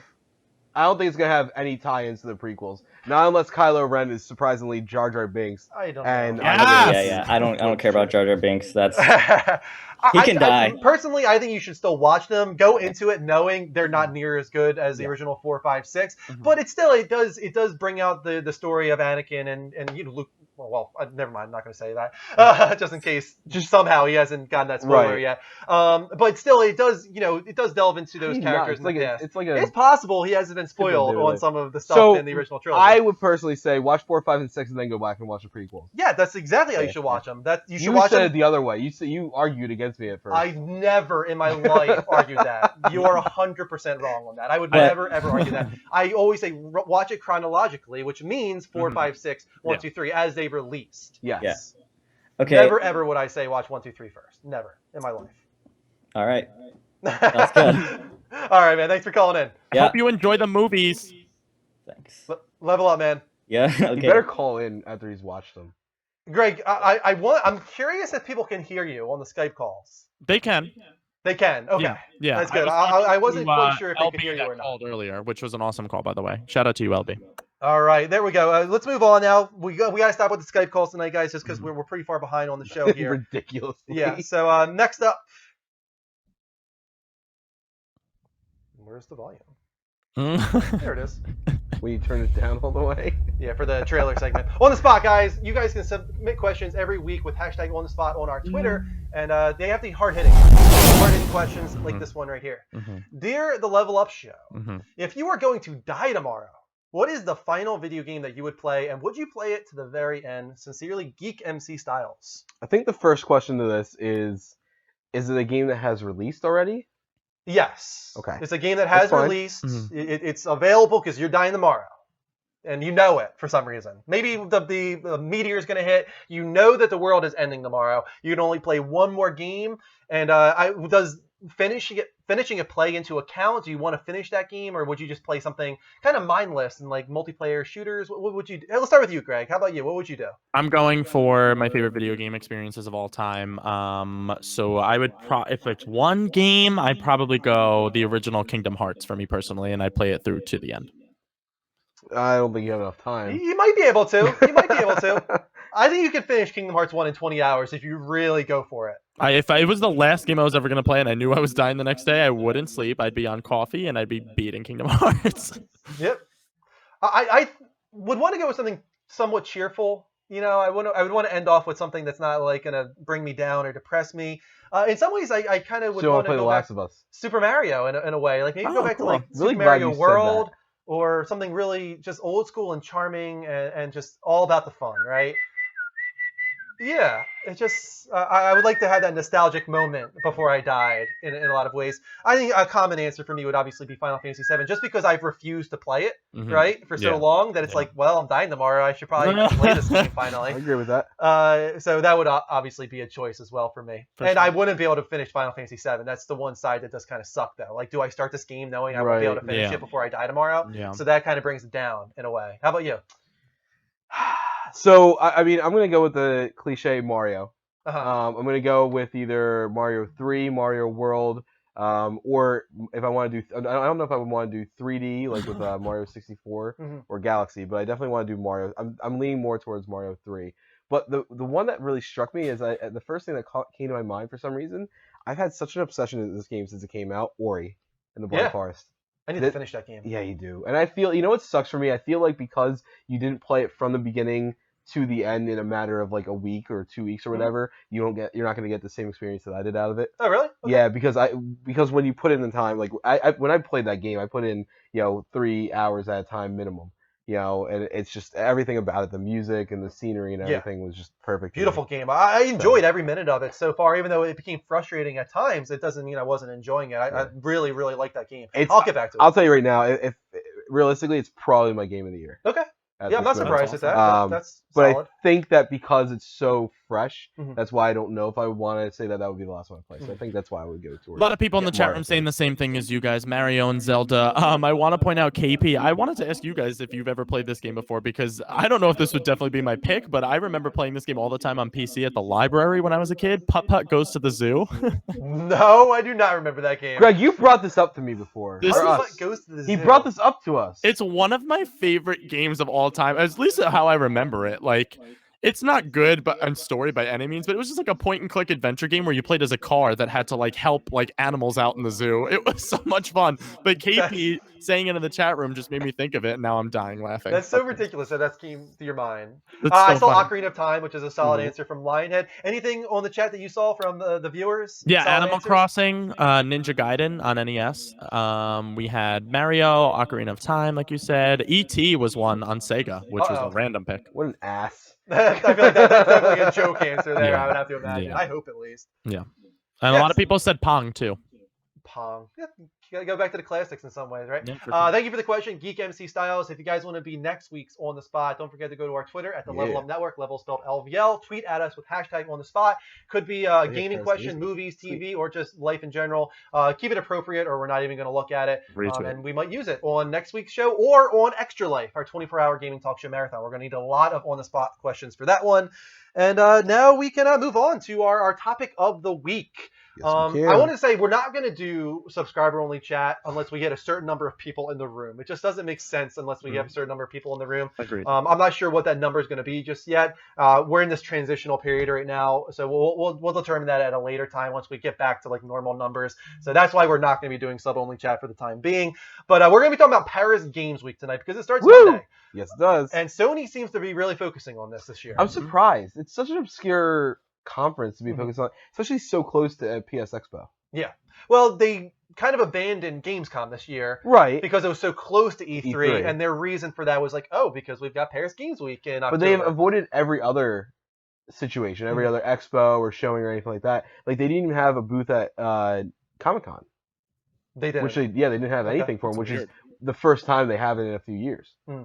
What do you think are the givens this year? Like, what is 100% going to be there in your opinion, Greg? That's a loaded question. Why is it loaded? I really don't know. I feel like we're gonna see a lot more from Horizon. I feel like we're gonna see maybe a new. Actually, no. I really see them saving like Uncharted and stuff like that for PSX personally. Yeah, I agree. I could totally see Horizon. I'm thinking they're gonna have one big game reveal from another random studio, and I see them doing a lot more on Media Molecule's Dreams because I feel like that's definitely more of a European type game. Yeah, Media Molecule's been really active on Twitch recently with live streams of Dev Diaries, actually, which have been really, really cool. I don't think you guys probably watch it, but if you haven't, go on Twitch, check out the most recent Dev Diary for Dreams. That game, man, it is ambitious. Like, some of the stuff they're doing, they have a moment in that stream where they show the architecture building, and like I could design this room down to like the most minuscule detail. Like, I could sculpt every element. So basically, in the room. what you're saying is it's something I should never look at buying. It's insane, the creation tools in this game. What you could build if you want to. It is too much. So detailed. I now know and why it appeals to you 100%. Yes, it does appeal to me. Just for the fact that like I could build this room and do something funny with it. Are you going to build this room? Yes. Why not? I would totally build this room. But is it as really like difficult to use as like the paintbrush tool we saw? Well, supposedly that paintbrush tool is really easy to use if you have the PlayStation Move and the VR and all that kind of stuff.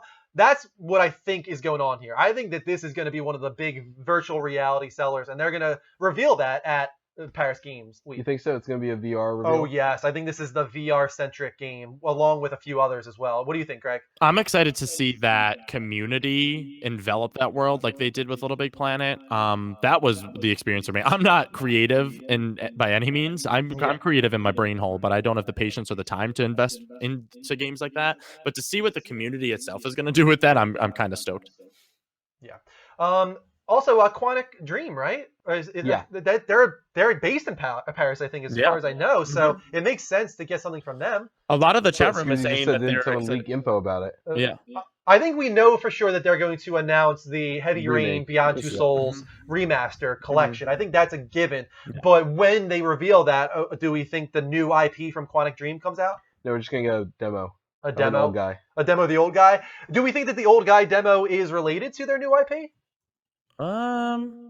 Maybe. I don't know. No, or maybe it's focused on Kara. We can't forget about that demo. I was just gonna say, I feel like it's gonna focus on one of their previous things. I feel like the Kara demo was so much more interesting to me personally. Is it the robot? The robot, yeah. It was kind of like that weird movie that released. What was that movie? Ex Machina. Ex Machina, yeah. I thought Kara was the engine, the demo they used for Beyond Two Souls. No, Kara was the name of the android, whatever you want to call it, from that demo. The like you said, very much like Ex Machina, the movie Ex Machina.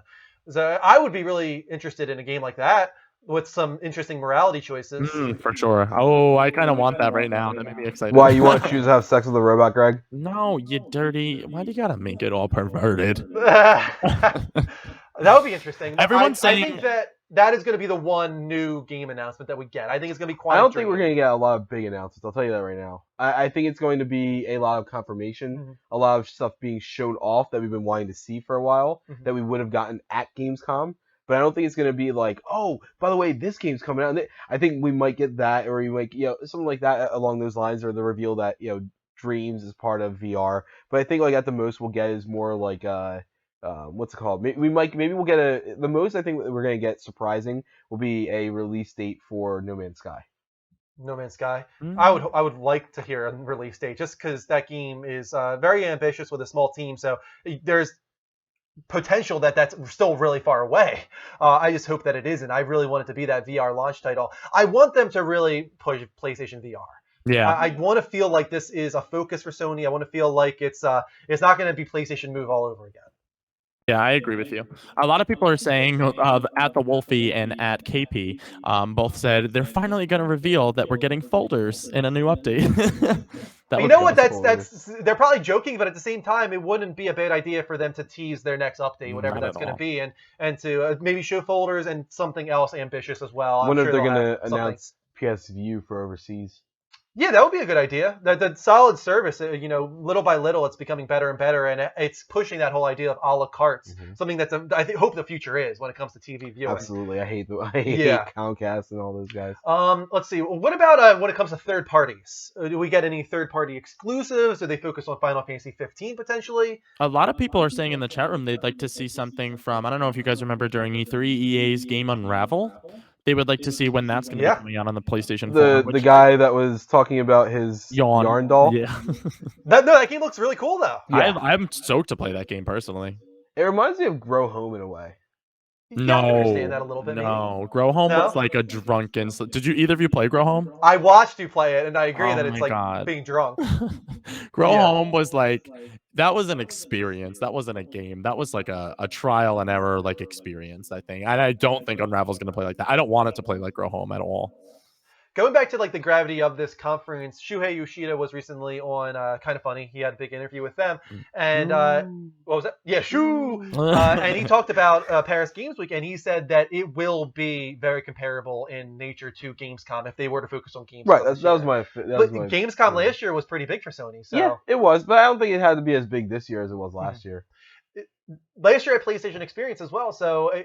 I don't know. They're doing PlayStation Experience again this year, if you guys don't know. And I think they will do Uncharted there. They might announce God of War. They might announce Gran Turismo. I don't think we get that nature of announcements at this. But I do think we get one big game announcement. We get more details on Dreams. We get more details on Horizon Zero Dawn, hopefully. I would like to get more detail on that. I really want some Final Fantasy 15 info. I don't think we get Kingdom Hearts 3 because D23 Expo in Japan is pretty soon. Yeah. I think that's where they focus on Kingdom Hearts 3, right? I agree with you there. They have Although I'm really excited for that. Yes, me too. I need it in my life. What do you think is the next world they announced for Kingdom Hearts 3? Oh God. What do I want it to be, or what do I think it's gonna be? What do you think it'll be? A lot of people are going with Lilo and Stitch just because Stitch has been featured a bunch in games. That's kind of the rumor that's going around on the interwebs currently. Yeah, I could totally. I would. Hawaii would be nice, but it would be very similar to a few of the other places. Surfing minigame? Come on. But there's not a lot of substance. No, maybe not. I think it would be a really good story point for Sora and his friends, only because their home was Destiny Islands, and that kind of got taken away from them for a bunch of the time. So I think Hawaii has like that kind of centerpiece for them to try to travel back, and maybe that's where they meet up with Kairi again or whatever. So I think that would be a cool story. I think it has to be a new world that we have never been to before. I think that we're going to get shown, because it's in Japan, I think we're going to get shown the Frozen world. The Frozen, I hope so. That's still not confirmed as far as I know. I don't think we know for sure that there's a Frozen I thought that was announced. No, we know Tangled and we know Big Hero 6. But Big Hero 6, I think, is assumes going to be Frozen shown. will come. Oh, Big Hero 6 I need in my life. I think that was a great choice. I think Big Hero 6 is going to be really That's going to cool. work really well. Yeah. San Francisco? San Fran, Tokyo. Yep. Yeah, whatever it is, that's an awesome world that they developed for that movie, and I think it'll work really well in the game as well. Agreed. For flying around and all that cool stuff. What else can we talk about when it comes to what about the other? We're focusing on Sony, but do we think that anybody else actually even has a focus? See, that's the problem. I mean, Microsoft will be there. Are they? Do we even know that for sure? That Microsoft will be there? I was just gonna say I don't even know if they are gonna be there. Well, I mean, I don't know if they're gonna do. I haven't heard anything from anybody else when it comes to Paris Games Week. That's what's weird. So here's why I was so confused originally when they said they were focused on Paris Games Week. Is because Paris Games Week, no offense to Paris, but it's kind of not that great. Like, Paris Games Week isn't anything. I've never heard of it before this year. I've heard of it. I mean, no, we've talked about it before. We talked about it a couple years ago because they did unveil something at Paris Games Week a couple years ago. I can't remember what. It wasn't anything like crazy. It was something enough for us to talk. So I've heard of it before. The problem is it's not a big focus for anybody. You know, so why is there even? It was just a timing thing, I guess. That's as simple as that. I don't think they'll do this again next year. No. I think it's just this year E3 was late, Gamescom was early, and they were like, all right, we want to space things out a little bit because we also have PlayStation Experience at the very end of the year. Right. Let's get something right between E3 That's why I don't think it's going to be anything massive. I think the most we might get is maybe, talk of the Quantic Dream thing, but realistically, I don't think we're even going to get that. But that's enough for me, honestly. I think that would be enough to excite me and carry me over to PlayStation Experience. Yeah. What do you think, Greg? Yeah, I was just gonna say same exact. You took the words right out of my brain. I don't need much. I just need like one new IP at each conference. Right. One big new IP to get excited about. And Quantic Dream makes sense. The other one is Bend Studios. Like, what the hell is Bend working on? We have no idea. They've been working for forever, though, right? When did Golden Abyss come out? Man, the launch Vita title. So it had to be 3 or 4 years ago, right? Yeah, I was just gonna say it's been Or like more. 4, almost 5 years, I want to say. So they have to be cooking something good. I hope it's a console game for them. No, it 100% is. We know for sure that Bend is working on PS4. The rumor is that it's an open world survival horror game.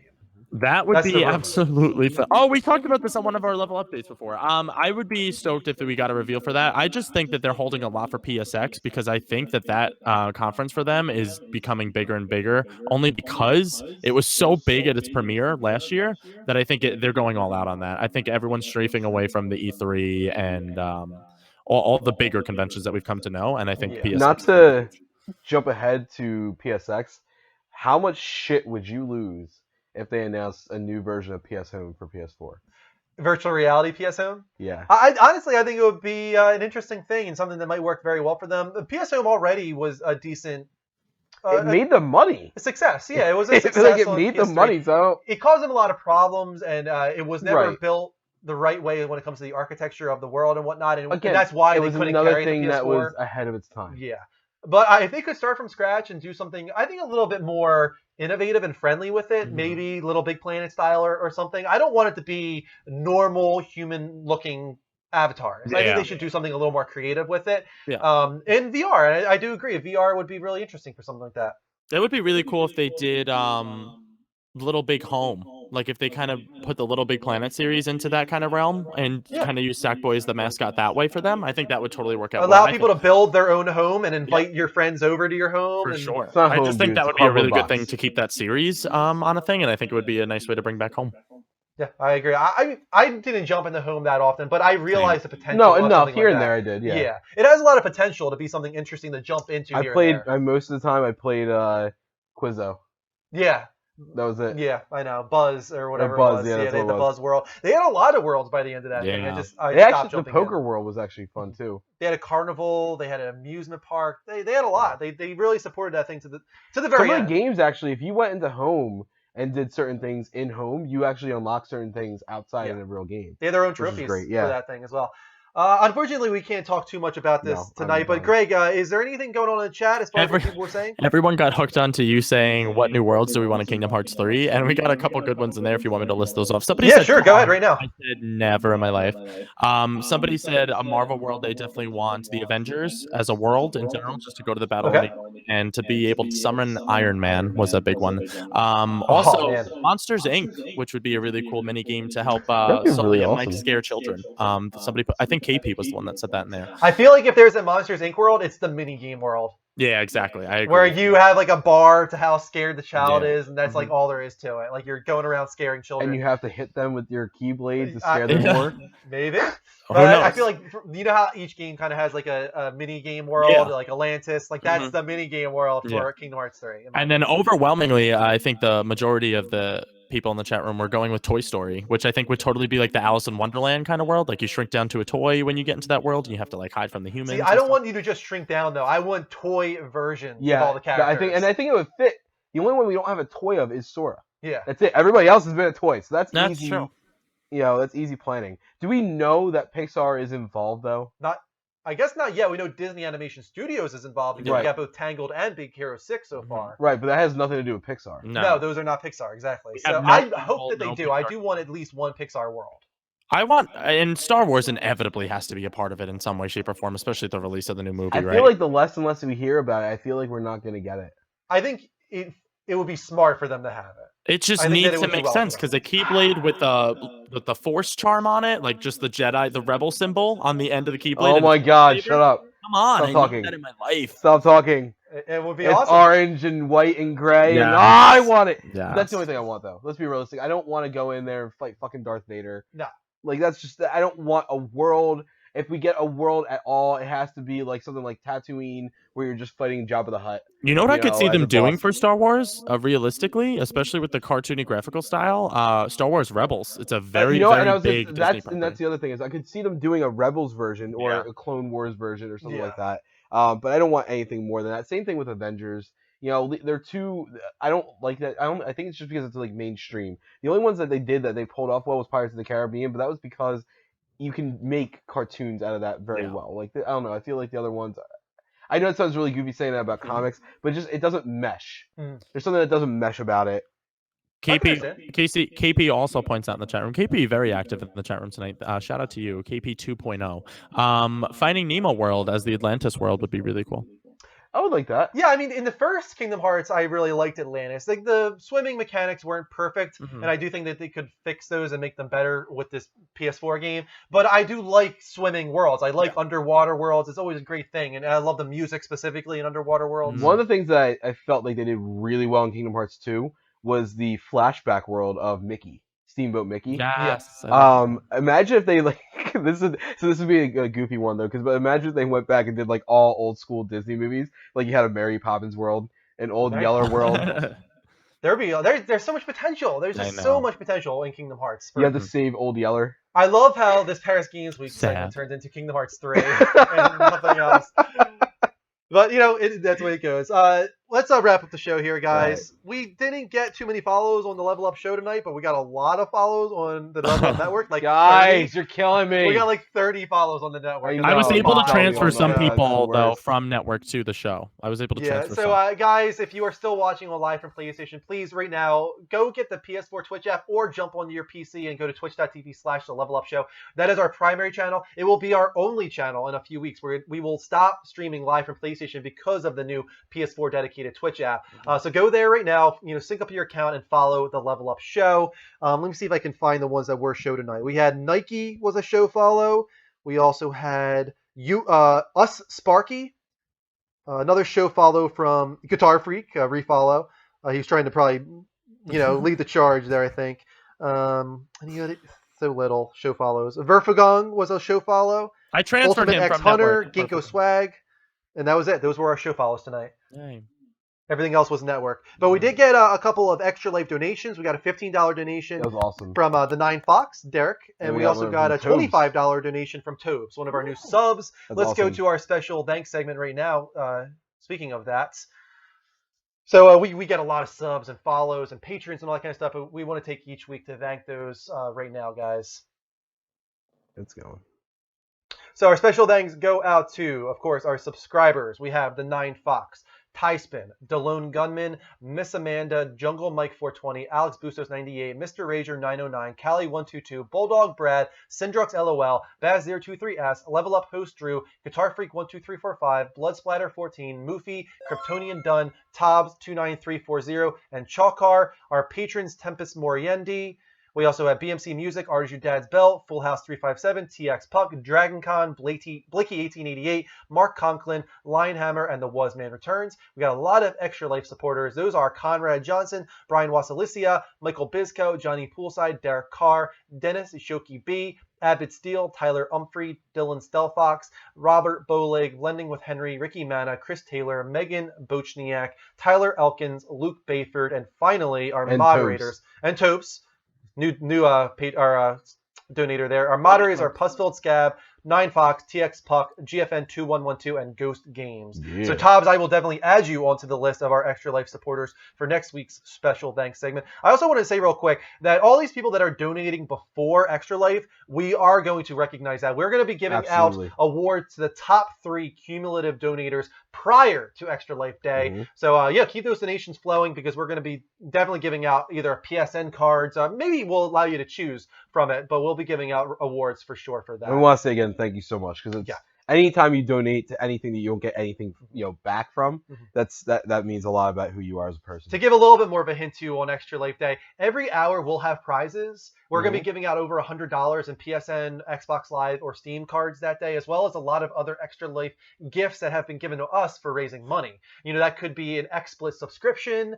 It could be like a gift card to inkedgaming.com for one, which is a cool site for mouse pads with whatever you want on it. Customization. Those are all kind of things that we're getting right now. We're getting tons of this stuff sent over to us for raising money, and we're going to be giving all of that out throughout the day to our top donators of each hour, and the top 5 donators of the entire day are going to get something extra special as well. So keep that in mind, and also keep in mind the milestones that we're trying to reach so that you can torture us with lemon juice drinking or Kylie Jenner challenge or fart candy or whatever else. The worst has already been a change. No, actually it's not. Never mind, I forgot. The worst is yet to come. And to reiterate, extralife.org/participant/the Level Up Network. That is where you can go to donate. It is support me. That's the link you want to click. Donate whatever you have the means to. It could be $1 or $500. It all goes to Children's Miracle Network hospitals, raising money for sick children throughout the United States, whether they have leukemia, cystic fibrosis, injuries from car accidents. It doesn't matter. It all goes towards providing those children with entertainment while they stay in the hospital for long periods of time. Yeah. Yeah. Agreed.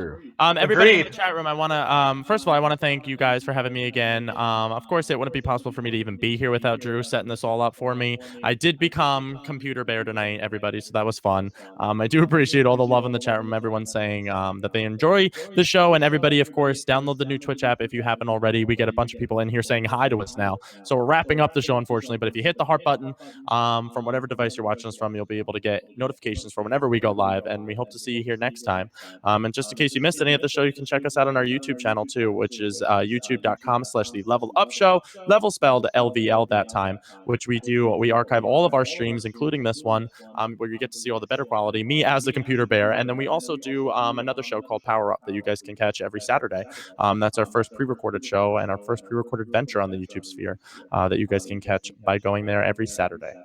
Awesome. Yeah. And another quick plug real quick. We didn't really get to do commercials tonight because we were so far behind, but we do have two things that we're doing right now. One is Nerd Block. We've been unboxing Nerd Block for several months now. Even Greg and I have done it a few times. It's a subscription service where you get nerdy gaming memorabilia in this box, mystery box that comes to you every month. If you want to, go through our site through that, we're working with NerdBlock now. So just go to the levelupnetwork.com/nerdblock. That'll lead you right to NerdBlock, and you can fill your cart with cool stuff and through us. And the other one is Flaming Toast Decals, which is a really cool service where you can put stickers on your blue light bar on your PS4. Mm-hmm. It could be something that looks like the hyperspace jump from Star Wars. It could be an infamous one. It could be, Destiny. There's all different kinds of ones on there. Or Level Up. Or Level Up. You can make your own, exactly. So if you want to do that, go to I'm drawing a blank on it. I think it's flamingtoast.com/the Level Up Network. Yep. Flamingtoast.com/the Level Up Network if you want to do that. And you do get a 10% off coupon if you use the Level Up Network as your coupon code. Keep that in mind as well. Agreed. And I think that's going to be it for us tonight, guys. Thank you so much for watching. We appreciate the follows and the support. We'll be on all week long with gaming talk shows and game streams. Greg is on tomorrow with In Day with Life is Strange, the final episode. So keep that in mind. That'll be 10 p.m., Greg? Yep, 10 p.m. Eastern Standard Time. 10 p.m. Eastern Standard Time. We'll see you all throughout the week. Until next time, guys, take care. And as always, level up. Level up. Level up.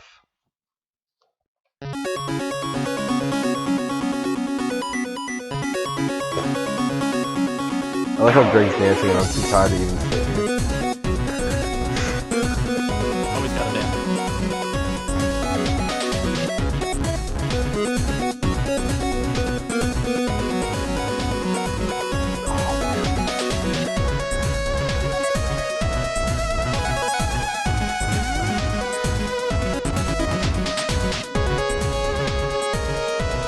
Oh, I need to switch this too. I'm going to put you into the thing, Greg. Oh, Greg, high five to you. I got it, kind of. Closer, Greg. Closer. High five. High five. All right, close enough. We got it. Proud of us. Once again, guys, thank you so much for watching. We'll see you throughout the week. Until next time, take care. And, of course, level up. Level up.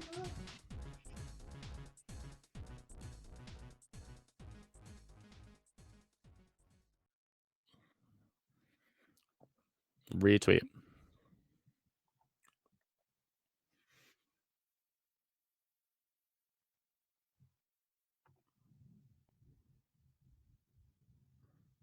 What is